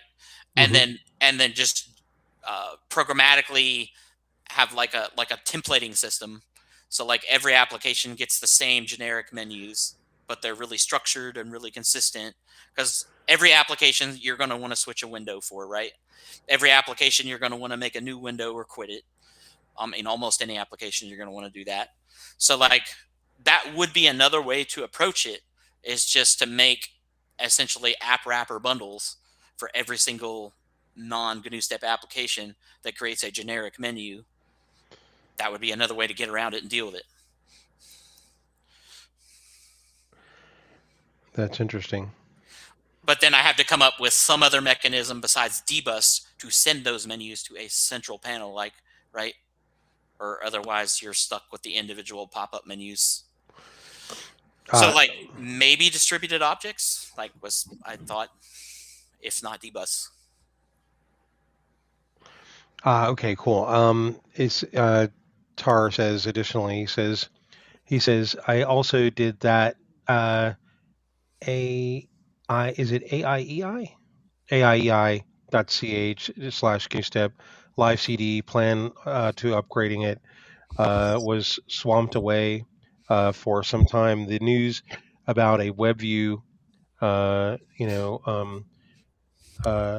it says, I think he says stable instead of WebKit is great. Cool. He says Yavor is working on getting Emacs.app fixed and packaged, then lib Objective-C2 as well too. Yeah, that's good news, Tar. Cool. Absolutely. I mean, because one of the biggest issues with building with Clang, which of course has better Objective-C 2.0 support, is that libobjective-c2 is not generally available on things like Debian and various other things because of the fact that Debian has a universal policy against allowing libraries that have similar names. So that's an issue with Clang. So, or at least using Clang. Yeah, it says we plan to have dual stack. I don't know what dual stack is. I've never heard of it before. But yeah. I mean, it's amazing that one of the issues is that with, and I've said this many times before. One of the issues is that Clang, what is it, has obviously better support for Objective C 2, sorry, Objective C 2.0, but it doesn't have as wide a ranging of ability to build cross-platform. The number of platforms is relatively minimal on Clang. So Pro Bono had an idea. What's that? So he had talked about this a month or two ago in one of our meets here. What if like system, right? Because it can be like you can build libobjective C2 and you can build all the GNUstep core libs and /system, right? It doesn't have to be scattered throughout the Linux prefix, right? Mm-hmm. So like, what if on top of this, like you had a standalone, one standalone executable, you download it on Linux or whatever the OS is, you double click that, and that launches a app kit decorated installer thing, right? Mm-hmm. Couple clicks and it's installed. Like then you have GNUstep built with libobjective-C, workspace, all those things running, like, and it like you're completely independent of the OS's packaging. Oh yeah, no, that makes perfect sense. You know what? Actually, one of the things that when we were talking about web objects earlier, or GS Web, is I had imagined that thing that Lars mentioned, the application registry or the GNUstep application library or whatever we called it. I had imagined that reimagined as sort of an app store, and that actual thing would fit very nicely into that. Yeah. Because sort of being able to download some independent installer that would basically just install everything outside of the the packaging, which we would provide sort of our own package framework, our own Right. package, stuff like that, and that would work too. I mean, if we could do that. See, one of the problems, and I mean, with this, I probably should stop, but I mean, one of the problems with GNUstep is that we originated very early on in the whole like open source world, and as such, a lot of the other frameworks have come up with so-called standards around us that not. I mean, I say around us, I mean like aside, like on independently, Yeah. but inspired by things that are being done by Apple, things that are being done by were done by Next. Mhm. I mean, because you can't deny Next had a huge influence on the computing industry, and so basically what's happened is that, for instance, like AutoGSDoc is a very, very good example of this. I mean, JavaDoc came after AutoGSdoc was created. I mean, AutoGSdoc was there first, and we sort of did the whole generate your documentation from your source code thing, more or less before JavaDoc ever did. And the issue is that a lot of people are like, well, why don't you use Doxygen or JavaDoc or something like that? Well, why should we? Because we came up with it first. We have done so many things that our own way because we had to do it that way because nobody else had done it. And the problem is that a lot of these other frameworks have come up, and now they're quote unquote standards, and whereas we've done the same thing, but we've done it differently because we either did it first or we're doing it more in the spirit of how Next and OpenStep did it, or Apple does it. So I mean, it's not because we love Apple. I think a lot of us don't. I personally don't. I don't like the way they lock people in. Yeah. That's one of the reasons why I'm on this project, is because I love their technology, because I used to love Next, but I don't love Apple and their way of locking people in. It's wrong. They are the least open source company I can ever imagine. Oddly, Microsoft has become the exact opposite. No doubt. Yeah, it's wild.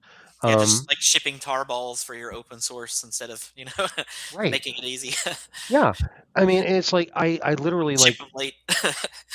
Exactly. I mean, it's like I literally, that's one of our problems, and that's kind of like your discussion with you and Richard's discussion about the window management stuff illustrates that. So many standards, too many different standards are a problem. It's just, I don't know. Anyway, I tend to ramble. Maybe I'm going off on a tangent, but anyway, I hope at least some of that makes sense. Yep. But yeah. No. But I think, let me see. Tar says also Clang for libobjective-C2 and old Objective-C. Yeah. Yeah. Yeah. Well, I'll give all this some more thought about the window manager, compositor, menu stuff, but appreciate everyone's input on that. I've got to run, unfortunately, but it's been great catching up. Hopefully have more time next month.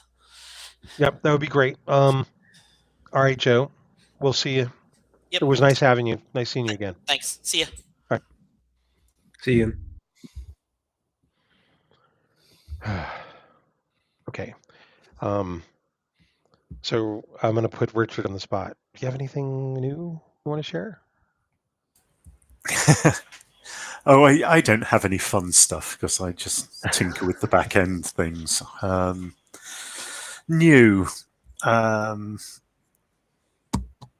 added a class for URL templates. So that's in the base additions library.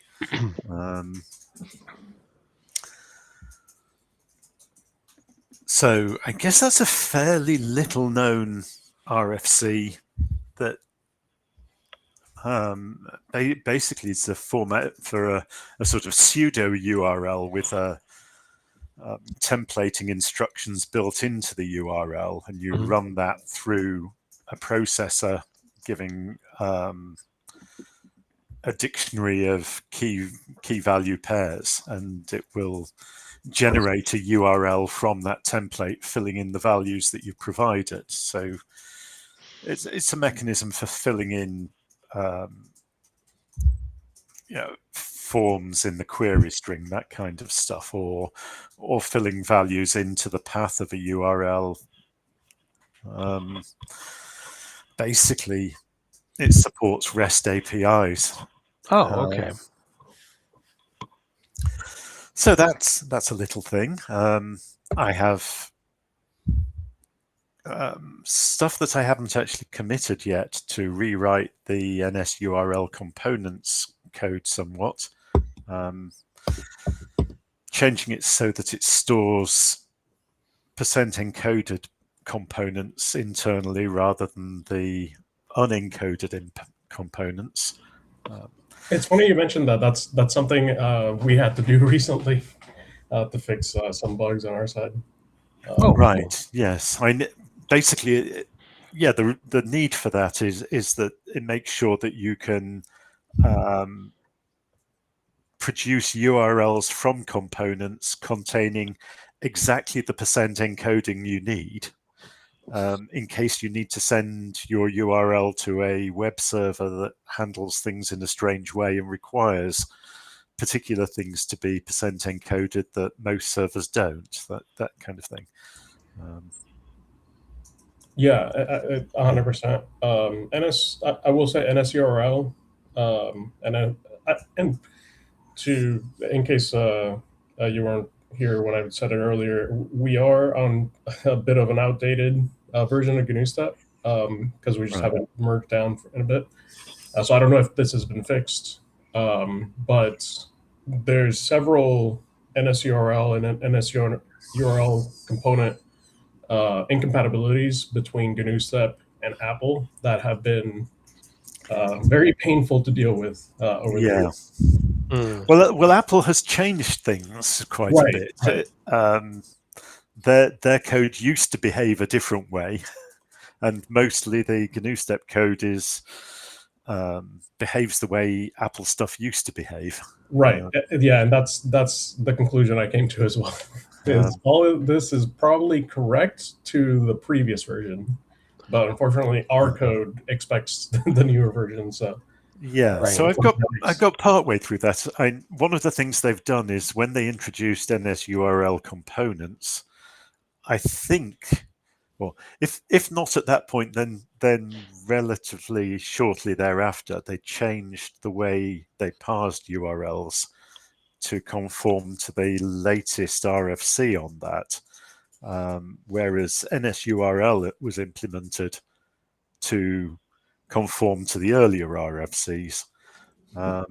So anyway, I've written a parser to match that and have that working for NSURL components.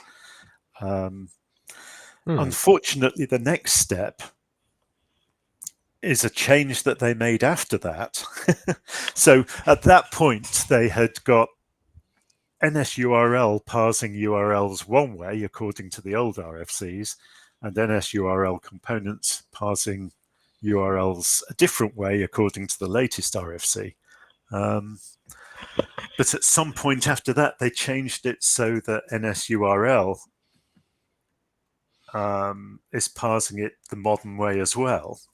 I don't know whether that's that they changed the parser in NSURL or they changed NSURL to use NSURL components to do the parsing and generation of an internal representation. Which is kind of what I'm planning on doing. Yeah, I'd be very interested in that work. Another possibility there that I've heard is I've heard that on Apple side, a lot of those foundation classes are being replaced by Swift implementations. So it may be that they've rewritten it entirely internally. Yeah, could be. Anyway, that's still a work in progress. The parser is written, the NSURL components are changed, but rewriting NSURL itself is something I need to be extremely careful about because any mistake there can break a lot of stuff. Yeah, we've had exactly the same experience where I just kind of get fed up with it, and I think I'll just go ahead and rewrite it, and then I kind of chicken out because I don't know. It impacts so many things in our app. So it really does. So I would say that's coming relatively soon, but I'm not going to promise a date for that one. And the other change I've been making is AutoGS documentation. I've integrated that more tightly with GNUstep Make and added stuff so that you can generate the documentation for use on a website more easily. Oh, cool. Okay. Yeah, it's always worked very nicely for installing documentation locally, using absolute paths on your local file system. But the new code will use relative paths so that you can just copy a chunk of your file system to some point within a website and have it work. Oh, cool. Okay. So that's good. Hopefully we'll get that up on the website fairly soon. It's on the test website at the moment. Right. And the other change I really made there was to fix up various bugs I found when doing this as a two-pass generation. Because normally when you run AutoGS doc, it generates the HTML output immediately. But it's always been supposed to be able to generate the GSDoc files first, and then you run it again on the GSDoc files to generate the HTML. Cool. So that's now working better. And the point of that really is that you can run a two-pass operation where you build and install all your documentation for all your different packages as GSDoc files with all the indexing and everything. And then once those are installed in a standard location, you can run the second pass to generate the HTML. And because all the packages are already installed, you have all the information you need for cross-referencing between the packages. So that allows you to cope with situations where packages cross-reference each other, because you've got them both installed, so they can generate the cross-references in both directions. Cool. So the cross-referencing should all work nicely. No more cases where you've got things where you can't cross-reference to another package. And the other thing I did with that was added some code to actually parse the comment information using an XML parser at the point when we're generating the GSDoc files, rather than just waiting to the point where we parse the GSDoc files we've generated.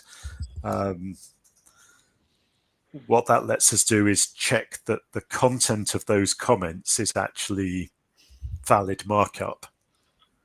Okay. So we've got considerably better error reporting now. We can find a lot of errors at the point when we're generating the GSDoc files rather than at the point when we're parsing them. So we can reference back to the location in the original header file or source file where the comment was, or where the faulty comment occurred. So that's allowed me to fix a few places in the documentation as well. So that's all improving, but that's it. Oh yeah, that's a lot, man. I've seen some of those changes on master. So that's cool. That's very cool. I mean, one thing I've always thought about using auto GSDoc for, or at least the GSDoc files for, is for generating for making the documentation available as a man page, which I know seems kind of backwards. But yeah. Yeah. But yeah, I think it would be fascinating, given that they're XML files. They could just be used for basically creating anything. By the way, Lars, isn't tight. Thanks. You're welcome. The other thing that I was going to mention to Will is one thing you may find is that our XML parsing is also much stricter than Apple's, because I do not think that Apple uses anything similar to libxml underneath the covers, because we do, and we use libxml too, and it's very strict with respect to its XML handling. One of the things I noticed this when I was working at Keysight, is that there were several XML files that would run just fine on a Mac, were invalid, but would not run on GNUstep. And unfortunately, I had to tell them, this is correct behavior, because if the XML is wrong, then maybe you should consider correcting your XML generation. I have to expand on that a little bit. Okay. We actually have two parsers. We've got the libxml2 based parser, and we have a native Objective-C parser, our own parser, which is the one I'm using for the auto GSDoc stuff, precisely because our native parser is designed to be sloppy. It's called the sloppy parser. It allows errors that libxml2 won't, and that was implemented precisely because Apple were generating faulty XML property lists. Yeah. And we wanted to be able to parse their property lists for parsing their zip files, amongst other things. See, now I'm thinking I was kind of mean to the people at Keysight. Maybe I should have let them get away with it and said, only a little bit mean. Yeah, probably just. I mean, you can't tell Apple that they should fix it, but yeah, that's true. You can tell other people to fix it. Apple Yeah, are just well, too big to. I mean, maybe I should have. I mean, but I think I put it more or less like this. I was like, we could. I was like, yeah. I mean, there is a way we could possibly handle it. I wasn't aware of the sloppy parser. I mean, I knew that there was one that we had implemented like strictly in Objective C, but I didn't know if it was as Yeah. strict. Um, No. and I said, and I was like, but is that the correct way to go? Should we allow sloppy parsing, or should we correct our XML generation? And they opted to correct their XML generation because it was a Well, relatively minor fix. I think that's definitely the better way to go generally, but Yeah. but it is sometimes convenient to be able to use a simpler A more and tolerant less parser. strict, a more tolerant parser. Yeah. It definitely has its uses. Um, I was thinking about exposing it publicly in the extension additions library. that might not be a bad idea. One question I do have about AutoGS doc, since you mention it. I saw that Ricardo had added a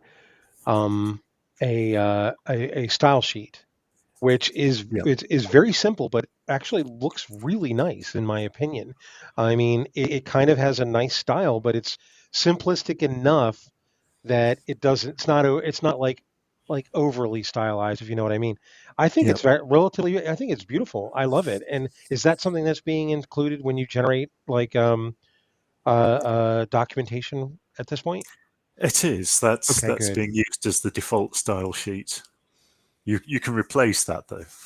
Oh yeah, that's There's a command line flag to replace. To yeah, it's specify a different style sheet if you want to. yeah. I think he did an awesome job. It looks really pretty. I love it. It's Yeah, like we spent an evening getting it working. oh yeah, I was like or actually a couple of evenings, I think. yeah. I told him it's Apple-ish enough to basically be like oh yeah, pretty, but it's plain enough to be like oh well, it's very simple and elegant. And I love it. I think I said that on the email list. But yeah, that's good that Yeah. they're including that because a lot of people were like, "Oh, your documentation is so ugly." Yeah.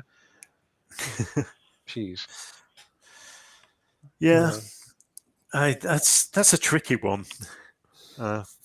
What looks ugly, what looks good? It's always Subjective. somewhat subjective. But yes, I think it's a very nice, the current appearance. Yeah, it's simple and elegant. It's Yeah. good. Let's see. And now we're going to get on to somebody who never talks. Yeah. Twilight. I'm Do you have going any? to have to go very soon, so I might drop out in 10 or 15 minutes. Oh, okay. Just to let you know. I got to run now. I'll see y'all later. All right, Luke. Nice seeing you. Bye-bye. Bye. Okay. Yeah. I mean, just to let you know, Richard, I don't have many changes that are left on that on the formatter thing. The last one is very likely to be the fix for whatever that encoding issue that you saw earlier when I tried to load it, that GORM file was. I suspect I know what it is, and I mean, just keep an eye out for that. I'll probably go ahead and do that right after the meeting.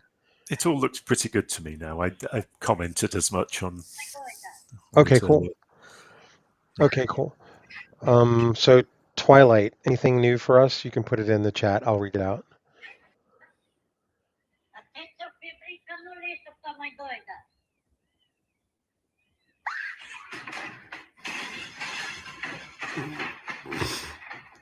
Lars, what was that? I was watching a reel Okay. of a cat going crazy. Oh, Whatever. okay. And I guess Tar, Tar, could you tell us? Oh, that's right. He did tell us what it was. He said, been working on a new release of Pico Pixel to work with around some issues with GNOME's Mutter WM. Ah, okay. Twilight Edge software is PicoPixel author, right? Yes. Have you done a new release? He never talks. He'll just reply in the Okay. chat. But I mean, if there is new releases and the GNUstep team, you can reach them either on the IRC channel or by mail or mailing list. We will update the package in Debian, and Ubuntu and Raspberry, they get it for free, right? Yeah, he says not Not yet. yet. Hopefully, but before the end of the year. Oh, Not that's yet. that's very soon. What's the goal about the NS Web View? A web browser. I mean, web browsers, Chrome and Google and Edge, they are horrible, and the Google Chrome and the Microsoft Edge, they don't even exist on Linux ARM 64, Hmm. which I'm running on Apple M2. Um, and Chromium and Firefox, they are a huge mess and it's horrible. Is there any I time? I am working on that, and now that you've said that, I will very likely go back and look at it again very soon. Hold on a second. Sorry, I had to blow Oh, my nose. that's nice. But yeah, I mean, the hope is that it will provide a web view that will be usable in like other applications, or that people could use to write a GNU-step like based browser, which would be cool. So yeah, Wait a second. A web view is what? A HTML file with cascading style sheets and fonts? no, the web view is it would be a view that delegates to the CEF framework, CF3 specifically in this case, that would use CF3 to render the contents of a web page into the web view so that we could have sort of a way of viewing HTML files within GNU-step apps, Including web fonts? including anything and everything that WebKit is capable of.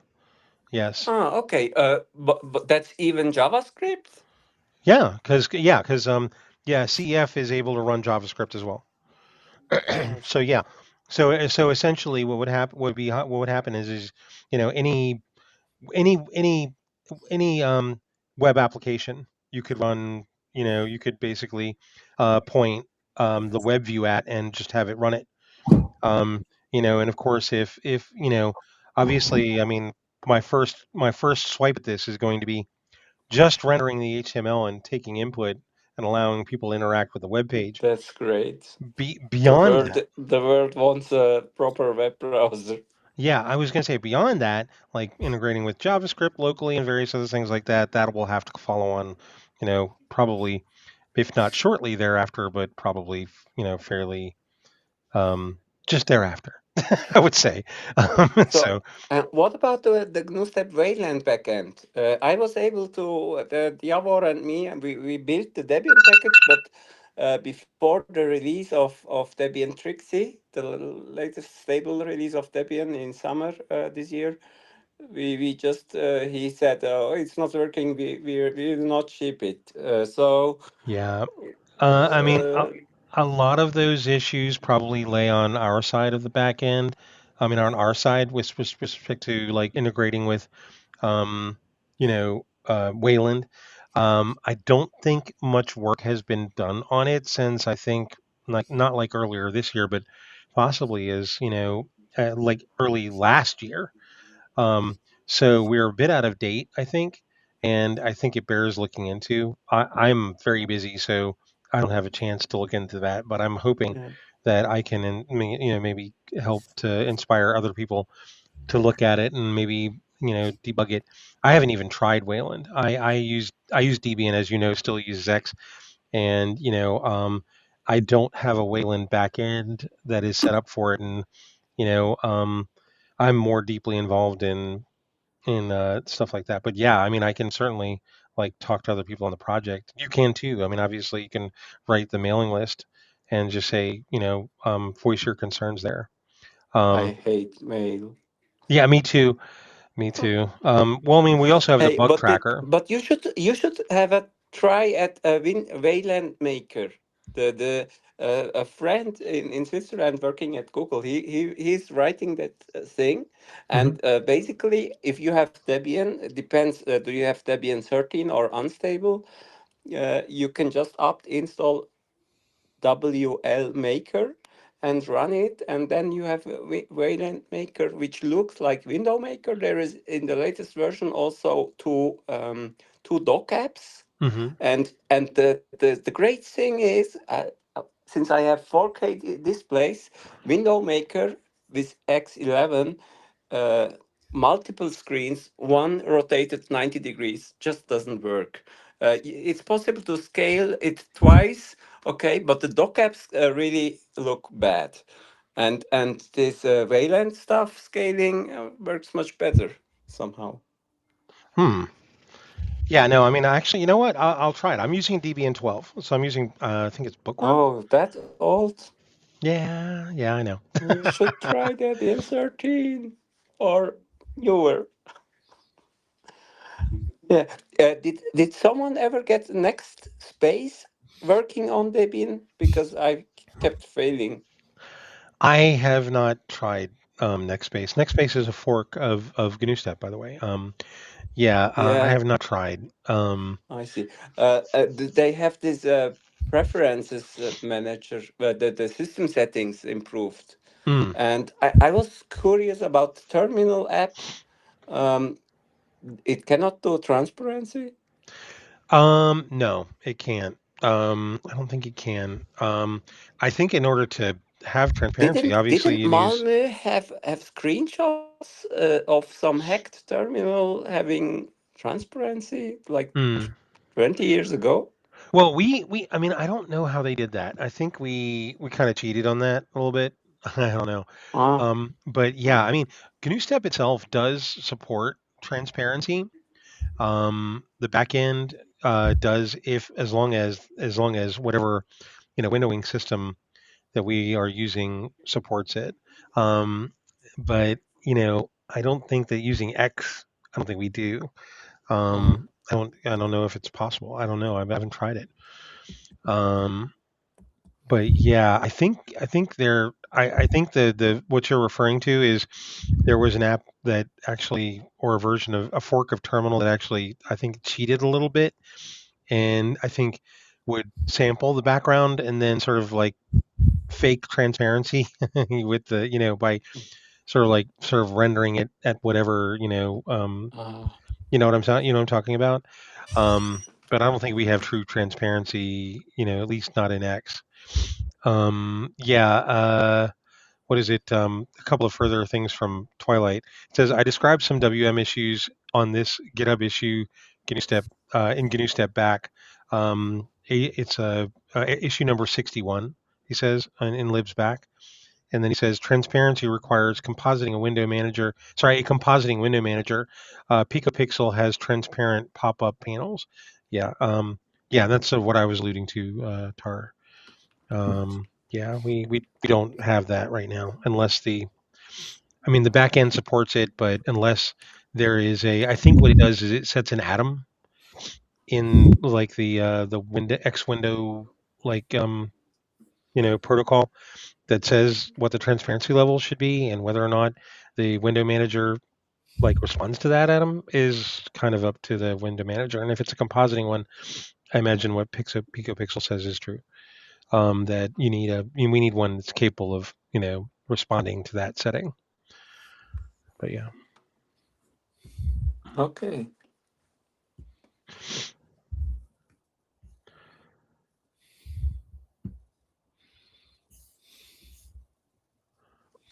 Um, does anyone remember the LaTeX service? LaTeX service. Yeah, it was some you could mark text anywhere in any GNUstep application and say services render as LaTeX. Oh, I think I remember this. Um And this I call it the pipe for graphical user interfaces. Uh, all others lack of it, but macOS and NextStep, OpenStep, GNUstep have it, and it's just so underused. And I don't know if people of you work with chemical formulas. OpenBubble has mhm. there could be a service for chemical formulas rendering. There could be one for for so many things it would be a deal breaker. It is just a fantastic thing. It's just not. Yeah. Oh, I agree. I mean, services is something that I think is underused like across the board. I don't think that. I mean, I heard somebody saying that Apple is starting to sort of move away from services like app services. I don't understand why they would do that because, quite honestly, I mean, it costs them nothing to leave it in. Um, but yeah, I mean, it's kind of like one of those things where it's sort of what facilitates like in Apple. I mean, sorry, on Mac OS,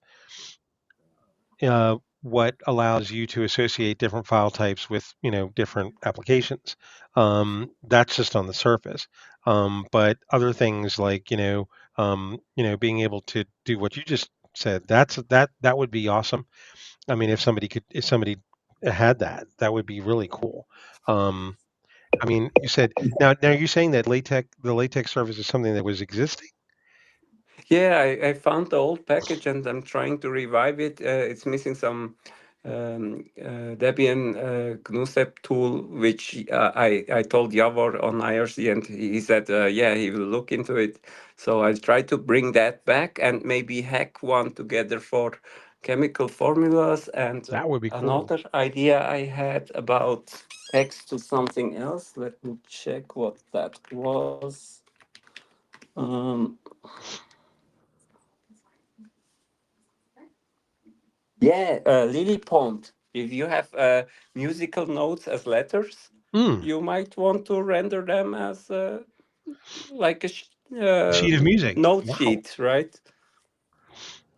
Yeah, I forgot. I had forgotten how flexible LaTeX really is. Um, yeah, that's Yeah. cool. That is cool. Yeah, you could do that definitely without a doubt. Um, yeah, I didn't know that there was a service that was it originally written for OpenStep or was it originally written for GNUstep? It was made for GNUstep. Oh wow. Um, The late are you are not on IRC, right? Let me find that no, back. I'm not. No, I'm not. The snapshot Debian.org. If you open snapshot.debian.org and you search for latex.service, you will find the old code, and it was done by Nicholas Road. Nicholas I don't Roard. remember. Yeah, I see it It was now. just a single M file and some stuff around it. It's really simple and easy. Yeah, I see. Hold on one second. Official page. Yeah, what is it? The official page is gone. Yeah, Um, yeah, but the snapshot.debian.org still has it. yeah, we really need to start putting more stuff on, centralized. So I'm glad people still work on GNUstep, and hopefully it will see some brighter, more popular because I had to use GNOME the last few years. It was horrible. I'm on Hyperland now, trying Window Maker and WL Maker. But really, I want GNUstep back because it's horrible. Everything is horrible. The KDE is horrible. GNOME is horrible. Well, I'm not sure if you're aware of this history, but I'll tell you anyway. GNUstep was actually supposed to be the default UI by I know. from the FSF before GNOME Yeah, came around. from GNU. Yeah, yeah, I know. Yeah, and oddly enough, the guy who created GNOME, Yeah, oh yeah, God, I we can't know remember. him. Yeah, yeah, He yeah. landed at Microsoft. No. He used to be part of this project. Aha. Yeah. He used to be part of this project, and he was like, "Yep, y'all are going too slow, so I'm going to start my own thing." And of Yeah, course, yeah, the rest is history. Middle yeah, it was here. Yeah. Oh God. Let me see.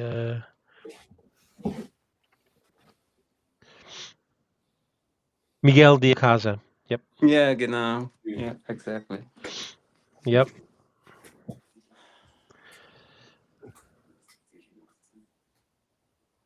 Yep. I guess it worked out well for him, but I think people are kind of realizing at this point, and I'm not holding out hope. Obviously, I mean, I use GNU Step because I love it. I hope that it gets a bigger following. I really do. But I mean, I've learned to be realistic in the sense that, are we going to take over the world? Probably not. But are we going to at least make an impact? Yes, we are. But I really hope it does pick up because I love this project quite a lot. And yeah, it's I mean, um, it would be nice if but what I'm seeing is what you're I mean more people saying what you're saying, and that is that GNOME is kind of turning people off in a lot of ways, and maybe GNUstep needs to capitalize on that a little bit. Yeah. Yeah. So yeah, when is the next GNUstep release upcoming? I And probably I would say I mean maybe we need to talk to Richard about that. Hey Richard, what do you think? We have a very erratic release schedule. We try to do it every 6 months, but it's a bit. Yeah, I haven't sort of prepared anything. So I'm going to say not this year. Probably, yeah. I was going to say sometime yeah. in February or March. I would say, Yeah, February would be good. yeah. That's my guess. That's not a promise. That's my guess. Anyway, I have to go now. All right. Okay. But Hey, it was see nice you. to meet you, and hopefully next time again with more news. Yep. Have a nice Thank you. weekend. All right, Richard. Thanks. Take Bye. care. Bye. Oh, yep. Bye. Oh boy. Okay.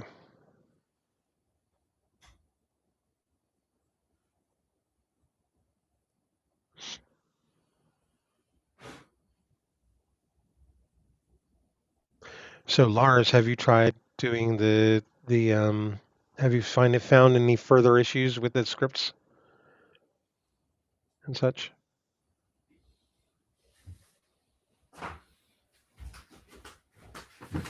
No, I didn't investigate scripts any further yet.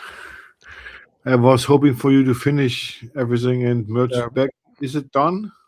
Yeah, it's kind of it's in limbo because of everything at work and because of some of the stuff I've been working on otherwise. But yeah, I need to finish that. I was It'd be really great if you could. yeah, I mean, just to give Tar and others an idea, in the repository there is in our organization there's a repository called tools-scripts, and that repository was originally I had set it up to hold like scripts that I was using in order to build GNU-step on various platforms, and it sort of became a way to facilitate building everything across platform, and and it's poorly architected because I just put it there as a way of holding some of my scripts, because I like to share, and now I think I'm re-architecting it to basically be like, okay, well, we're going to run the install script, and then we're going to go down to a subdirectory that holds like different directories that mention that represent maybe different architectures, and then beneath that, there's going to be different operating systems with each different architecture, and so on and so on and so on. Or I think it's basically reverse that. Different like we'll have a script that goes, okay, we're on Linux, okay, on Linux we're on ARM, okay, run these scripts to build on ARM, and it will get the dependencies and various other things for ARM and whatever might be available in that case, or for any operating system and architecture combination that you might be using. And I might extend it to like even different window management frameworks. Like it might say, well, if you have Wayland, then we'll use Wayland as opposed to X, and use these packages as opposed to those packages, and so on. One thing, Tar, when you mentioned the Wayland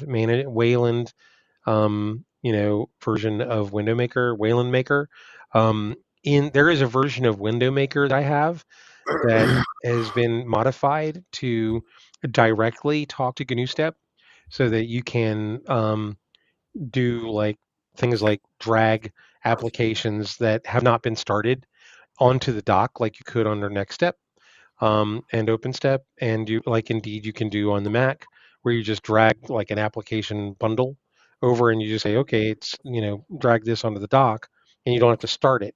Under Window Maker, it seems like you have to start an application before you can do that, and that's kind of not cool. But with the version of Window Maker that I have, you can. It would be interesting to see if those changes or that capability is something that we could merge into Wayland Maker in order to make it more friendly to GNUstep. Because, I mean, to the point of the other guy that was here earlier, one of the things that is of interest, especially for running on Linux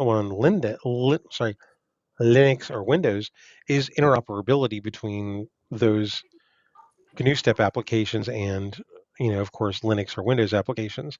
And so this kind of goes a bit of the way towards that, where you would see the ability to I mean, on Windows it's better because you can copy and paste between Windows and and GNUstep applications.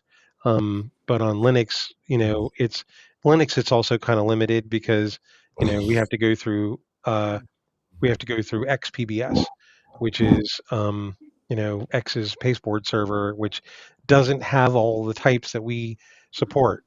So it doesn't support rich types. So on Linux, it's limited. So it'd be nice to get around those kinds of things. But yeah. Yeah. Like images or videos, Right. sounds, whatever, not Yeah. just text. Yeah, not just text. I mean, and maybe there's a way we could encode those things, but if we encode them, then it's only good for Windows for GNUstep apps. You know what I'm Yeah, saying? yeah. So it's like there's no sort of accepted And cross-platform way of Wayland doing this. does Wayland support rich copy paste buffers? I don't know. I don't know. And I think maybe it. I don't know. I mean, I think maybe it does, but I don't know. I don't know either. Yeah, it would be interesting to find out. You know, it would be interesting to find out. But yeah. Is there anything Debian can do to do GNOSEP stuff better or? No, I think you guys are doing a great job so far. I mean, the only thing that I would have a complaint about is you guys' release schedule is very slow. But you can't help The that. 2 years, I mean, you're free to use it. I mean, unstable is just called unstable, but if you don't run upget upgrade daily and blindly, it's not likely to break. I mean, and then you get the latest software and the latest packages. I mean, Ah, yeah, you that's don't true. have to run stable. Stable is not for developers. Stable is for enterprise environments and Mm. users who cannot use the terminal. You know what? You have a point there. I may start using Debian unstable then, because that would actually give me a better view into what could be broken in the future and what we need to work on and what we need to fix. I Fascinating. mean, if you get the Wayland backend into a working state, doesn't need to be perfect, but better than what was released latest stable version. I would push it into unstable, so just we can have it for testing. I mean, the next stable release is 2 years ahead, so there's plenty of time. Very, very good. Yeah. Is there, just out of curiosity, and this may seem like a basic Linux question, I think it's just a matter of changing my, where apt is pointing. It is possible to go from, I mean, to simply like change where apt To, is pointing and then upgrade and update, y- correct? yeah, I mean, from stable to unstable. That's how you install unstable, and it should basically. From I haven't tried from 12 to unstable now, but it should work. It should work. You Ah, just change your sources list. Uh, I have into unstable, and then you get update and get upgrade and this upgrade, full upgrade, and that's it. oh, yep. Okay, I may try that. Probably not this weekend, maybe next weekend. Okay. But yeah, Good no, luck. I may do that. I may do that. Most definitely. Sweet. Okay, I have to leave. Thank you very much. All right, Bye. Tar. It was nice meeting you, and nice having you here. Absolutely. Hopefully next time again. Yep. Yep. How often is the meeting? It is the is it Lars? It's Or is it- monthly. It's on the second Saturday of the Yep. month, Yep. Oh, and it runs from this time it was starting at 11 EST. Usually we started a half an hour later the other times. Maybe you changed it. I don't know. Yep. Greg? No, that's fine. Yeah, I mean, I usually say what time I come in. was any Yeah. of you at Alpenstep? Lars, maybe? Yeah. Yeah, Was I I think what? we met. I was there also. What? Alpenstep. For Yes, I remember that. Alpenstep, yeah, the thing that the Geneva guy organized mainly. It That was was really nice. Yeah, it it's was. so long ago. Oh, I can't remember. Other Who was did that? there, and all the Okay, French it, guy it was in the Alps in Switzerland somewhere, really Switzerland. far away. Yeah, I wish Anyways, I'd have been able to go. I think it was done yeah, by Gerald, wasn't it? Um, yeah, but yeah, yeah, exactly, Gerald Ruprecht. exactly. Yeah. Yeah, yeah. I wish I'd have been able to go. That would have been awesome. And Oh, Tar, I just want you to know, the rest of us feel the same as Twilight. You guys are doing a great job. I wasn't thank criticizing you. you. I was kind of ribbing you a little bit. But yeah, you guys Okay. are Debian is awesome. You guys are really are. They I they can. got a lot right for the last two releases. Yeah, Yeah, absolutely. yeah. I mean, Okay. so cool. Very cool. See you soon. Bye bye. All right, Tar. Nice meeting you. Who is left? Let's see. Will is still there. Yep. Yep. Not a whole lot to contribute, just listening in. No, that's okay. Hey, just so you know, I signed up on FlexiBits. I may No, I may actually go ahead and download or get the free trial, or at least because it looks really. I love you guys' Card Hop. What is Card Hop? Card Hop is a contacts application. Ah, cool. And I'll tell you right now, I wish I had that on Windows. Windows does not have a good contacts solution anymore. They kind of killed everything. Yeah, I mean, hey, I sent you my. By the way, I sent you Yeah, my yeah, I got contact. Okay, cool. Um, yeah, yeah, that's cool. Very cool. I always love to see different like people using GNUstep. It's awesome. You know. Hey, Fred. Hi, I just want to join you for 10 minutes or so. Hey, Fred, nice. Sorry. Yeah. Saturday is always a bad time for me, so I'm rather busy there. But still, I wanted to see you all. Ah, yeah. But then again, nobody has a camera on, so I only hear you. I don't see you. I can switch my camera on, no problem. Wait a second. Hold on. No, you don't have to. I'll do it for you. It's no problem. I was at the hairdresser this morning, so I look really great, I think. Yeah, you do. You do. You could cut down your beard a little bit, Okay. but your hair is excellent. On you know what? Okay, you guys are gonna see my horrible webcam here for like a couple few seconds, but I dug this up out of my hold on, is it even gonna show it? Is it gonna show it? Damn, it doesn't show it. I don't know if it's showing it to you guys. Can you guys see me at all? No. No. Yeah, I don't know why. I dug up a webcam that I had used maybe like a decade ago, Okay. and I can't seem to get the lens clean, so it kind of shows a lot of cruft. And normally this actually will list my iPhone camera as an option, but it's not doing it now. Yeah, so sorry, Fred, I won't be able to turn my camera on, but yeah. No, you don't have to. Yeah, it's nice So seeing what were you. you guys discussing now? Well, okay. I went over the work that I was doing on the formatters and Gorm as well. Like for instance, and Richard was here and we talked about that for a little bit. What else did I also talk about? I talked about some of I've been making some local changes to NS Movie, the stuff that I worked on, Yeah, I with remember. with respect to that, and hopefully I'll be able to get those in.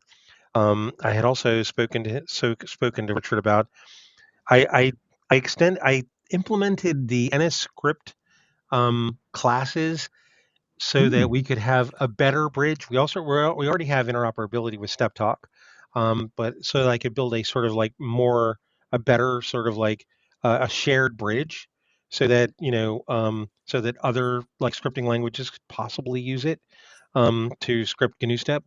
Let's see what else. And went over some of my changes in Gorm, just the integration of the formatters in Gorm itself. But that was my thing, and we found out that Will, by the way, works for a company named FlexiBits that has a GNU-step-based application that uses our that uses Foundation, but also uses Web UI, which is the thing from Microsoft to have its to give it its its user interface, but it uses GNU-step on the back end. Sorry, on the foundation layer of GNU-step to do Fantastical and CardHop, which are their two applications, which is pretty fascinating. I didn't know that they used us. And by the way, were you here last month when the guy from Akamai No. was here? Oh, so you didn't. They're Akamai, the web content people. They provide a lot of. They do like a lot of the caching for images and stuff like that. Apparently, they use us on the back end too. I was surprised because he said, "Yeah, we use GNUstep to serve a lot of the images and to organize them." And I was like, "What? Are you kidding me?" Nobody knows about that. Yeah, I know. I mean, I was like, and I need to reach out to that guy and say, "Hey, can we show this on our website or something?" But it's like, yeah, that's fascinating because I mean, so GNUstep, so we could say GNUstep powers the web. I'm kidding. Mm. I gave a brief update about the WebKit, sorry, CEF web view working on. Twilight says that he has a release coming in the next few weeks. The guy from Debian was here, Yavor, the guy who works with Yavor. He's saying that they're planning on packaging both Clang and libobjective-C2, which I think is actually pretty cool. He asked what he could do better for us, and I was like, "Yeah, your release schedule is kind of slow, but other than that, I was playing with him a little bit." Yeah, but you can't change that in Debian. Yeah, no, I No, know. not just for us. Yeah, I was just ribbing him a little bit. I was like, yeah, but yeah, yeah, what else did we talk about? We talked about, of course, the usual stuff like Swift interoperability, and various other things. And yeah, I mean, and that was it. And basically, we were kind of going around the room, finding, figuring out what everyone was working on. And I know I have an open PR in GUI, but I can't remember what it is. So I Oh, was you do? Sorry. Then no, no, I have to check. yeah, and I don't have any hold on, let me see. I don't think I have any other changes to make on it. So if you could take a look at it, that would be really cool. What is it? Sorry, add implementations. No, nothing pressing. I have update. Yeah, no, that one's not even okay.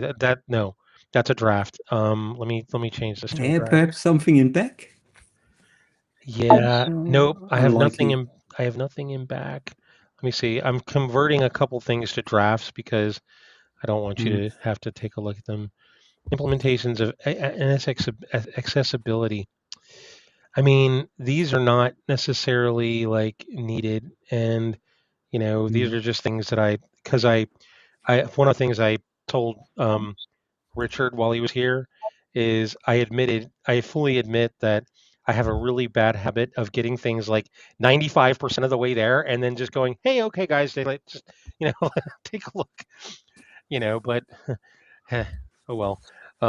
Yeah, I mean, I'm hoping to get better at that, but yeah, no, yeah, I don't have any PRs like waiting for you to review. I guess I'm kind of waiting for Richard. And of course, I've got the changes that I have in GNUstep, but yeah. So yeah, I think that's it. Does that sound like everything, Lars? I would say so. We had a Yeah. short talk about using interface builder with Step Talk as a rapid application development tool. Oh yeah, we did talk about. Also could integrate Step Talk into actually executable code in a special mode in interface build, not interface builder, GORM, of course. Mhm. In GORM, then we could have something like Hypercard. Mhm. What Like a would fully, yeah. Yeah. Let me think. We also talked about. Yeah, but there's a lot of things that you have, and having a new release of PicoPixel is also something really to look forward to. So the only thing I always regret about PicoPixel is that all the great additions of GUI and Back that are there don't end up in our code itself. Mm. So many improvements, but locally. Yeah, no, I know. That's something I think we need to get better at is helping people to like, I Yeah. guess, backport their changes to us because that would be awesome. So yeah. I was gonna give Twilight a hard time and say, "Yeah, Twilight, now come on." I'm kidding. No. It's great just to Playing. see PicoPixel as itself, but I don't having at least some of those changes in GUI and would also be helpful for others. But Yeah, and just having the application is great. It's oh such yeah, a beautiful example of what's possible if you really put in a lot of hard work. yeah. Twilight says, in addition to "Hey Fred," he says, "I've submitted a Yeah. few patches, but most of the improvements I only test as far as PicoPixel's Yeah. usages. Not sure if they would work in a more general sense without more changes." That's always the problem because Yeah, I see. I can tell you that from my experience at working um, at Keysight, um, they used. I mean, and you know this because when Marcion was there, oh my Yeah. God, I hate it. I hated the fact, and I'm just to let you know, he was a friend of mine at AOL. He was one of the guys who worked with me on Winamp, and I did him a kindness by introducing him to the people at Test Plant when it was Test Plant. And God, he was responsible for some god awful code in their fork, so-called fork of GNUstep that just would only work with their stuff. And he didn't care if it worked in general. He was just like, "Oh, it works for eggplant. What? Why? You're not going to test this like in the general sense? What? Come on now." And his commenting was also god awful because he would, in the comments, put the eggplant, bug number that it corresponded to as if he didn't. I was like, dude, you gotta, and I think that's subsequently why a lot of his stuff got rejected, and why I had a job for a year and a half with with Keysight because I had to go in and clean up all of that stuff. Man, it was just a lot of cruft. But yeah, I'm kind of glad that era is over. They're actually submitting code back to us, which is good. Which is of course the point. But yeah. So yeah, I mean, one other tangential thing we talked about was um, is like the fact that source code management does not integrate well with things like GORM and nib files, like binary nibs or binary interface files, is like for instance. And one of the things we talked about was, the fact that Zibs actually fit that better, slightly better, but that code actually is the best fit. And I was talking to them about I had a nugget of an idea of using of in Gorm having a way of exporting Gorm files because of the way of how internally inside of Gorm, how things are structured hierarchically, of having a way to recurse through that structure, walk through it, and basically generate code as we go, as sort of an out only kind of an option where basically we don't read code in, but we can export it. And at the same time, there are ways to preserve existing changes. Like for instance, I've done this. I recently upgraded the Gorm parser so that if you have existing code, you can still export the classes without overwriting them entirely. It will enhance the existing class and add like any new methods or whatever. So there's ways to do that. But I think initially it would just be an export and we wouldn't care. We would just export it, Yeah, what I don't see in that concept is the whole round trip idea. So Yeah. Well, that's why I'm saying that will export be only. pretty hard to do when people start editing in the code, not just reusing the things that get exported, but slightly changing the code that was generated. And I don't see that, at Yeah. least not in a short time frame. So what I always thought was that Renaissance was a very neat format. Nobody uses it, but it was readable and very tight, expressive. So yeah, but we always aimed at providing the same formats as Apple did. So Yeah. I mean, well, obviously, yeah. I mean, So I did want to. I wanted to mention this when you guys were initially going over it, but and I've been doing UIs for a while, but specifically on Windows. And my experience has always been, well, we don't even have an interface builder anymore, but back when we did, my experience has always been I start with the interface builder, and I never use it again once I laid out the UI once. I mean, I'll use it for like fresh UIs, but I do it to get things off the ground, and then after that, it's all manual editing of the XML files or the code behinds or whatever else. right. I mean, what was the interface builder on Windows? The interface builder equivalent, rather. I don't know that I have an official name, but WinForms had an interface builder in Visual. It's integrated into Visual Studio. So WinForms, and then before that, there was MFC. Also had a UI builder for it, and then WPF also had it. yeah, it started off with Visual Basic in the early 90s. Yes. Yeah. Yeah. I cheated and I just looked it up. Yep. WinForms. I see it. Yeah, definitely. Yeah. So my experience has always been that because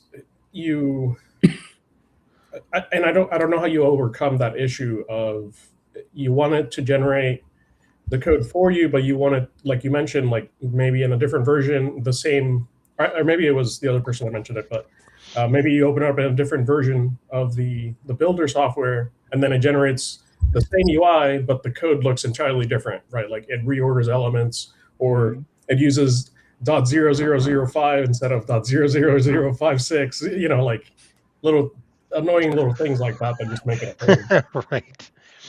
Yeah, I mean, I could only imagine that there would be ways, and just to explore this a little further, with respect to what Fred said, I can only imagine that there would be ways to have some demarcation between code that was maintained by whatever using to generate it and code that was added. You could either do that by using comments that were parsed specifically, or you could have in specific, maybe inside of generated code, methods that are specifically delegated for the functionality that where you basically say, okay, well, we're generating this code and this code should never be changed, but it delegates out to this other delegate that does the actual work or does any additional work that you want it to do and stuff like that. That would be one way to do it, and I hadn't really thought about that. But yeah, I mean, and this is not something that I plan on taking on very, very soon, just so you know. I have far too many other things that I'm trying to get to 100% completion before I even think about that. Like one of them is, of course, even the WebKit stuff, because that seems to be very, very useful. But yeah, I mean, that's actually something that I had sort of thinking about for a while. I already have to drop out again. Sorry. Oh I have a no. very tight schedule for this evening.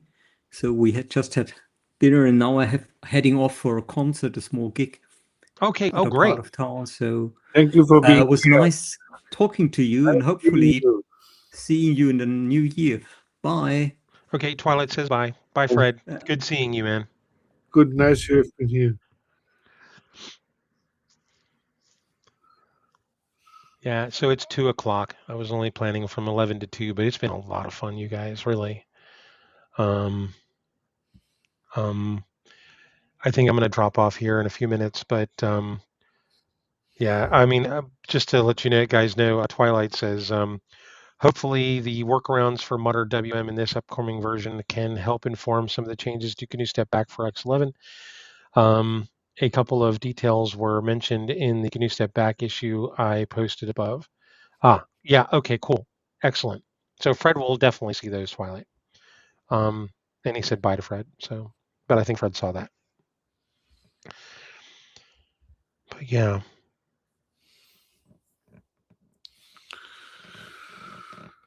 Yeah, it would be nice if you find some time to give the scripts a little bit finish. Yeah, that's also one of the things I need to bring to more or less 100% completion. I hope there's not too much left. Or can I help you maybe somehow? There's not. I mean, and it's on the branch that I told you about. If you have anything to contribute. Oh, Twilight says later, guys. Thanks for the meeting. Good seeing you, man. Good seeing you as always. And I love your application. It's awesome. It's actually the only application I use to edit icons. Seriously. So awesome work.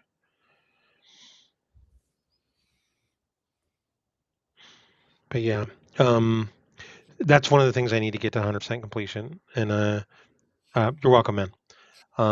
Yeah, it's because I think it's kind of become sort of a way for people to get into GNU and use it without relying on the packages. But with what Tar said, I'm definitely going to start trying to use Debian unstable and possibly you know, testing with the latest and even working with oh God, what do you call it? With Wayland. That's actually pretty cool because I think GNUstep needs a lot of the functionality that Wayland has, like compositing and stuff like that, because it would make things just look so much more modern and good and snazzy. And unfortunately, people like snazzy stuff. They don't necessarily like things that are utilitarian. And GNUstep has been a bit utilitarian for a long time. Not so much lately, but you know what I mean. But yeah.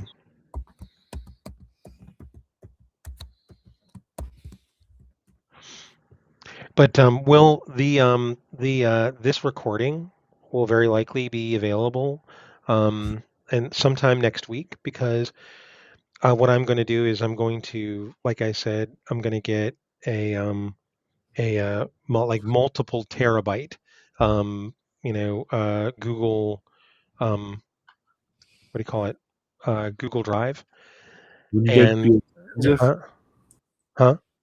Isn't it expensive? It could Wouldn't be. you rather upload it to YouTube or something like that? I could. You know what? That's actually not a bad idea too. I guess I could do that. I guess I could do that. I guess I could do that. So I think your audio. Sorry. Growing up. I mean, I guess I could do that. And you know what? I may do that. I may go ahead and do that with this and the previous one, Lars, as well as whichever other recordings I have. That's an excellent point. Maybe we should have a GNUstep channel on YouTube. Do you have? Or are you be here on there at YouTube? Craig, did you listen to me? Yeah, I'm hearing you. Hold on, I'm getting multiple people like pinging me at once. Okay.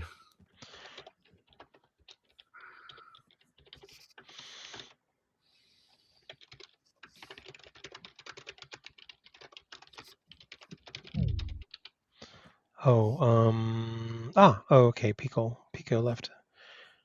Okay.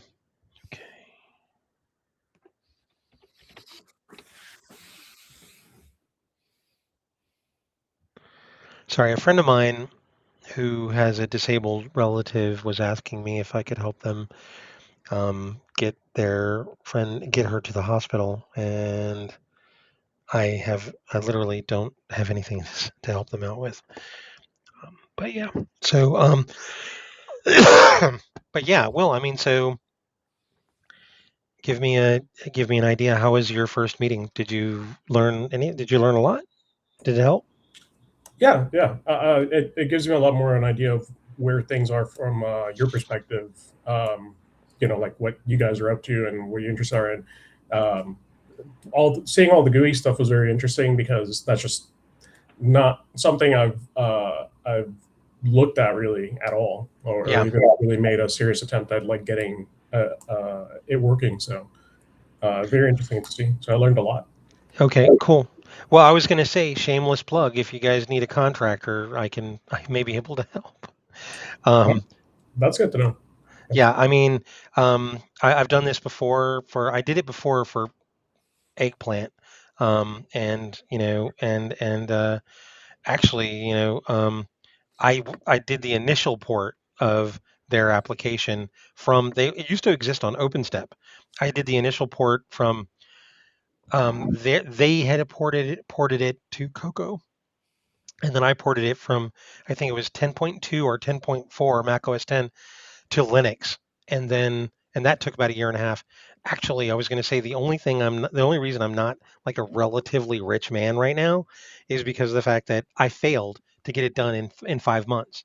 Because what I didn't realize is that GNUstep needed a lot of enhancement in order to be able to handle their application back then. This was in 2008. And so I did all of the work to make that happen. And I after it was test plant, then it became eggplant, and then I of course helped them to get it working on Windows in 2012, and then came back 11 years later to help them with their technical debt in 2023 and 2024. Crazy work. Yeah, so I mean that should tell you. I mean, I've done this like so many times it's not even funny. I did it for another company out in the Mojave Desert, um, which is they were called XCore, and XCore they had built something using GNUstep, and they wanted to move it over to the Mac, so it was kind of in reverse. So yeah, yeah.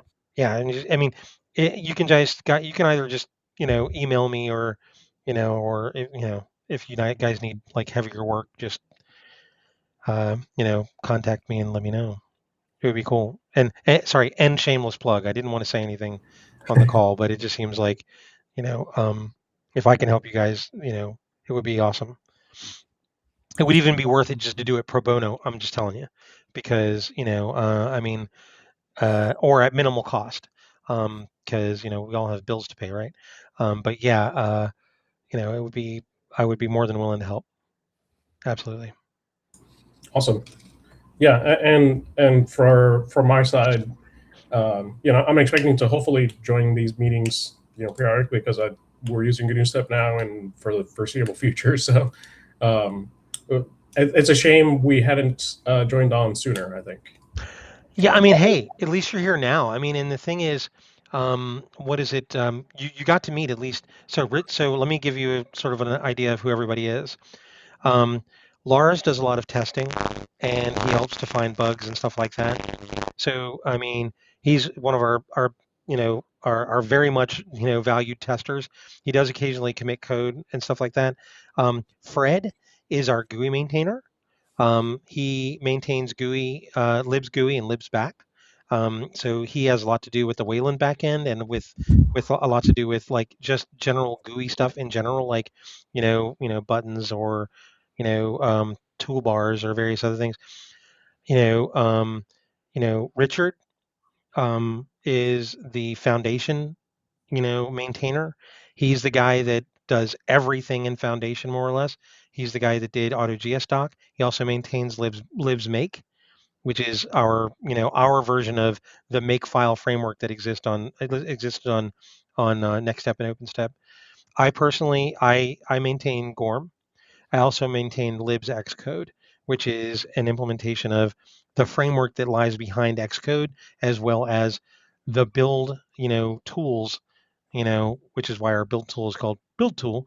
It was actually supposed to be sort of a temporary thing until people started actually using it for production work.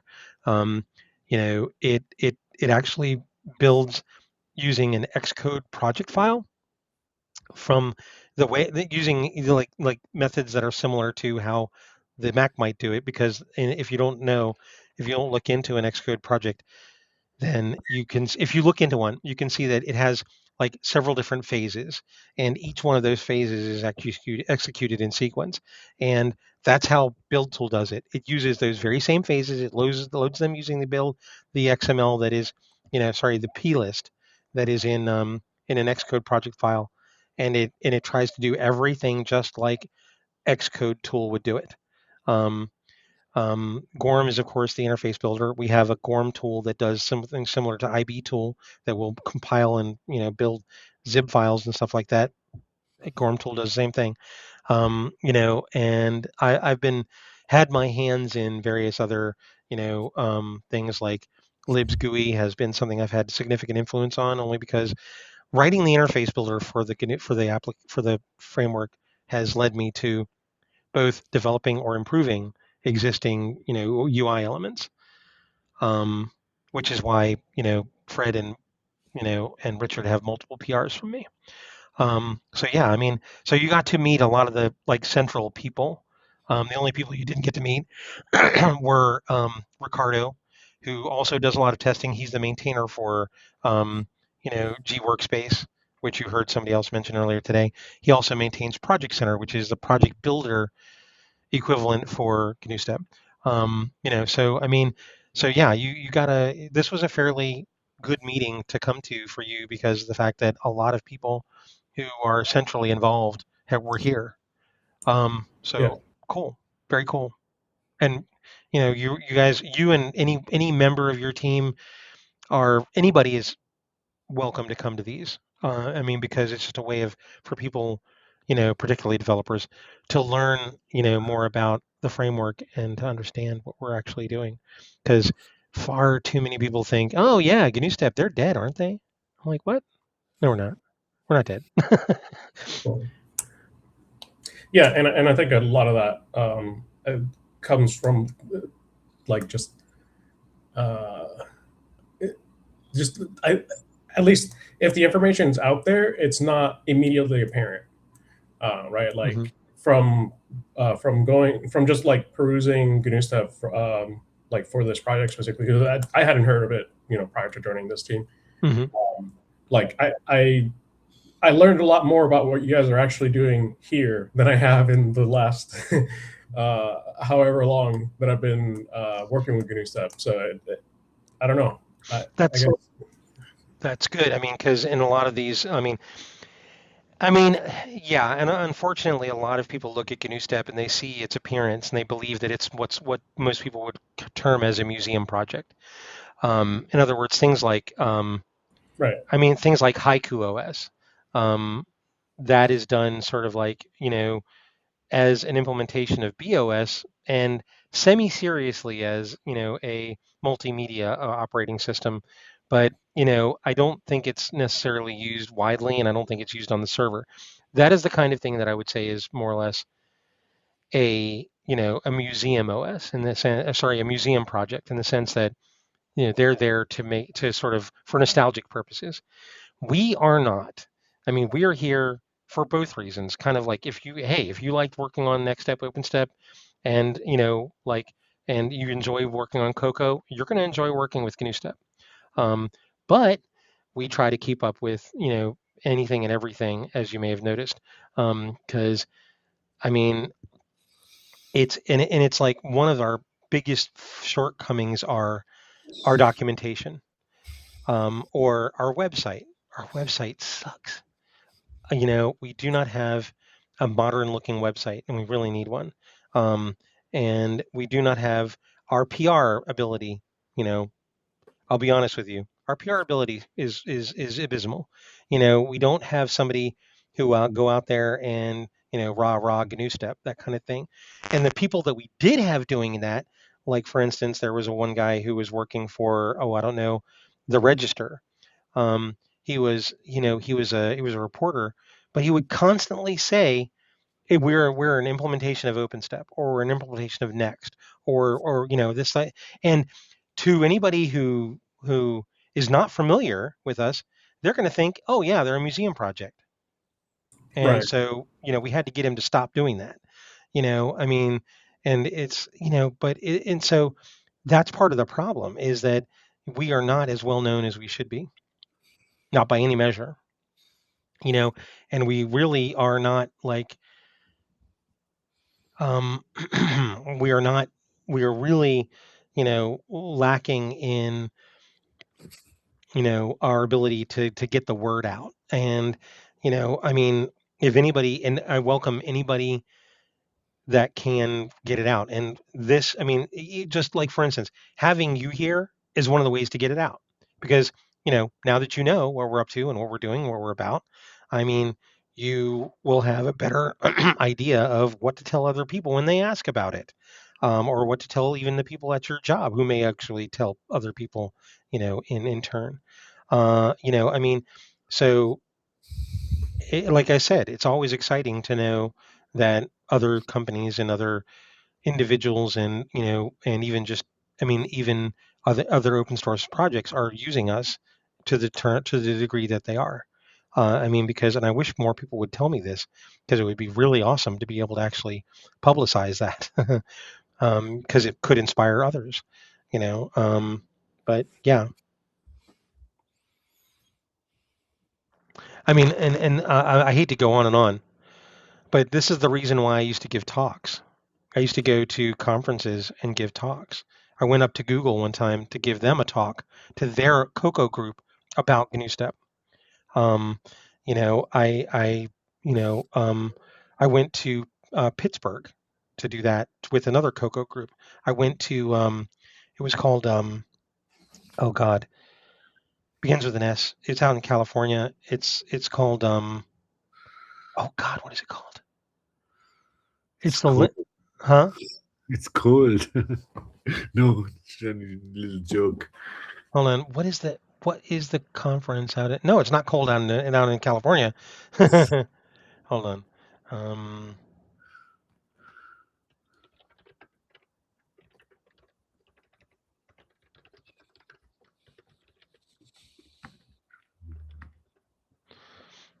Scale. At Scale. Yeah. Right. Yeah, I was one of the, I talked to the founder of Scale when he first founded that particular Linux Expo. And went there with one of the actual people who actually initially helped to start GNUstep. His name is Scott Chrisley. And sat at a booth and talked to people about GNUstep all day long, which was awesome. And oh, okay. Yeah, I mean, so basically, it's like, and that was to raise awareness. I actually also went on Floss Weekly, which was with Leo Laporte. And he and him and one of the guys who was his co-host at the time, spoke to him and hoped that would get the word out. So I've been trying, but getting the word out is not easy. Really isn't. Yeah. Have you ever been to Europe? No, I've only been to England. And No, that's no, really not I Europe. is a Greg. Huh? You've been in England. England is Europe too. Not anymore. Hold on. Yeah, Well, is Not it? Europe Union, but Europe as a continent it is. I was going to say, even after Brexit, you guys are okay with them calling themselves Europe after Brexit? I'm kidding. European is the continent. It's Mhm. not European Union. It's a difference. Switzerland, for instance, is also not in the European Union, but it's in Europe. Okay. No, I know what you're talking about. I was just European country in the end. I was just poking you there a little bit, Yeah. There was FOSDEM, and there is again in February or at beginning end of January this year, and we had dev rooms there long years ago. Hmm. I used Yeah. to them, but around this time they also still had KDE and GNOME dev rooms they don't have anymore. It's always a little bit of gamble to get a dev room assigned. Yeah. Maybe I don't know if we should start again with this. Well, I mean, I guess it depends on how many people we could reach, and how useful it would be to go there, because FOSDEM, I think over the past few years, I don't know if we've had people go there, but we haven't really had a dev room there. It would No. be nice to have people that are interested in learning how to develop for GNUstep, learn, like, maybe if we had a dev room that could help them learn how to do that. I mean, but I think we need to sort of take seriously what I think the other guy who was here, or whether I think rather you and Will were talking about, and that was have our own sort of installer, like, outside of our own packages outside of the existing package managers. That would be awesome. I've actually thought about creating our own package format, inspired by the PKG format that exists on the Mac. That we could where we could basically have our own packages and just do that, and that would be cool. But Possible. hmm? But it should be possible, but maybe as a second step, I'd say first get those scripts up and running. Yeah, exactly, absolutely. I mean, having things built and ready to go, I think would be a very powerful thing, because we could write the installer in something else. We could write it in GNOME or KDE or Qt or whatever, anything else. And we could have the ability to go ahead and install from there. So give them sort of a way to install us using what they already have, or even base it on have a script like interface, or a command line interface to the thing, like say something similar to Brew, Mhm. or something like that. I mean, hell, we could even use Brew, because Brew, yeah, Better make MacPods.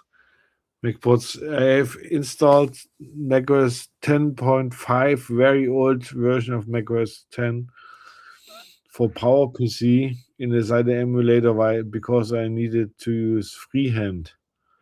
right. But does Now I'm installing Samba 3 on it because the Samba version of this macOS is so old that it can't connect to my host. hmm.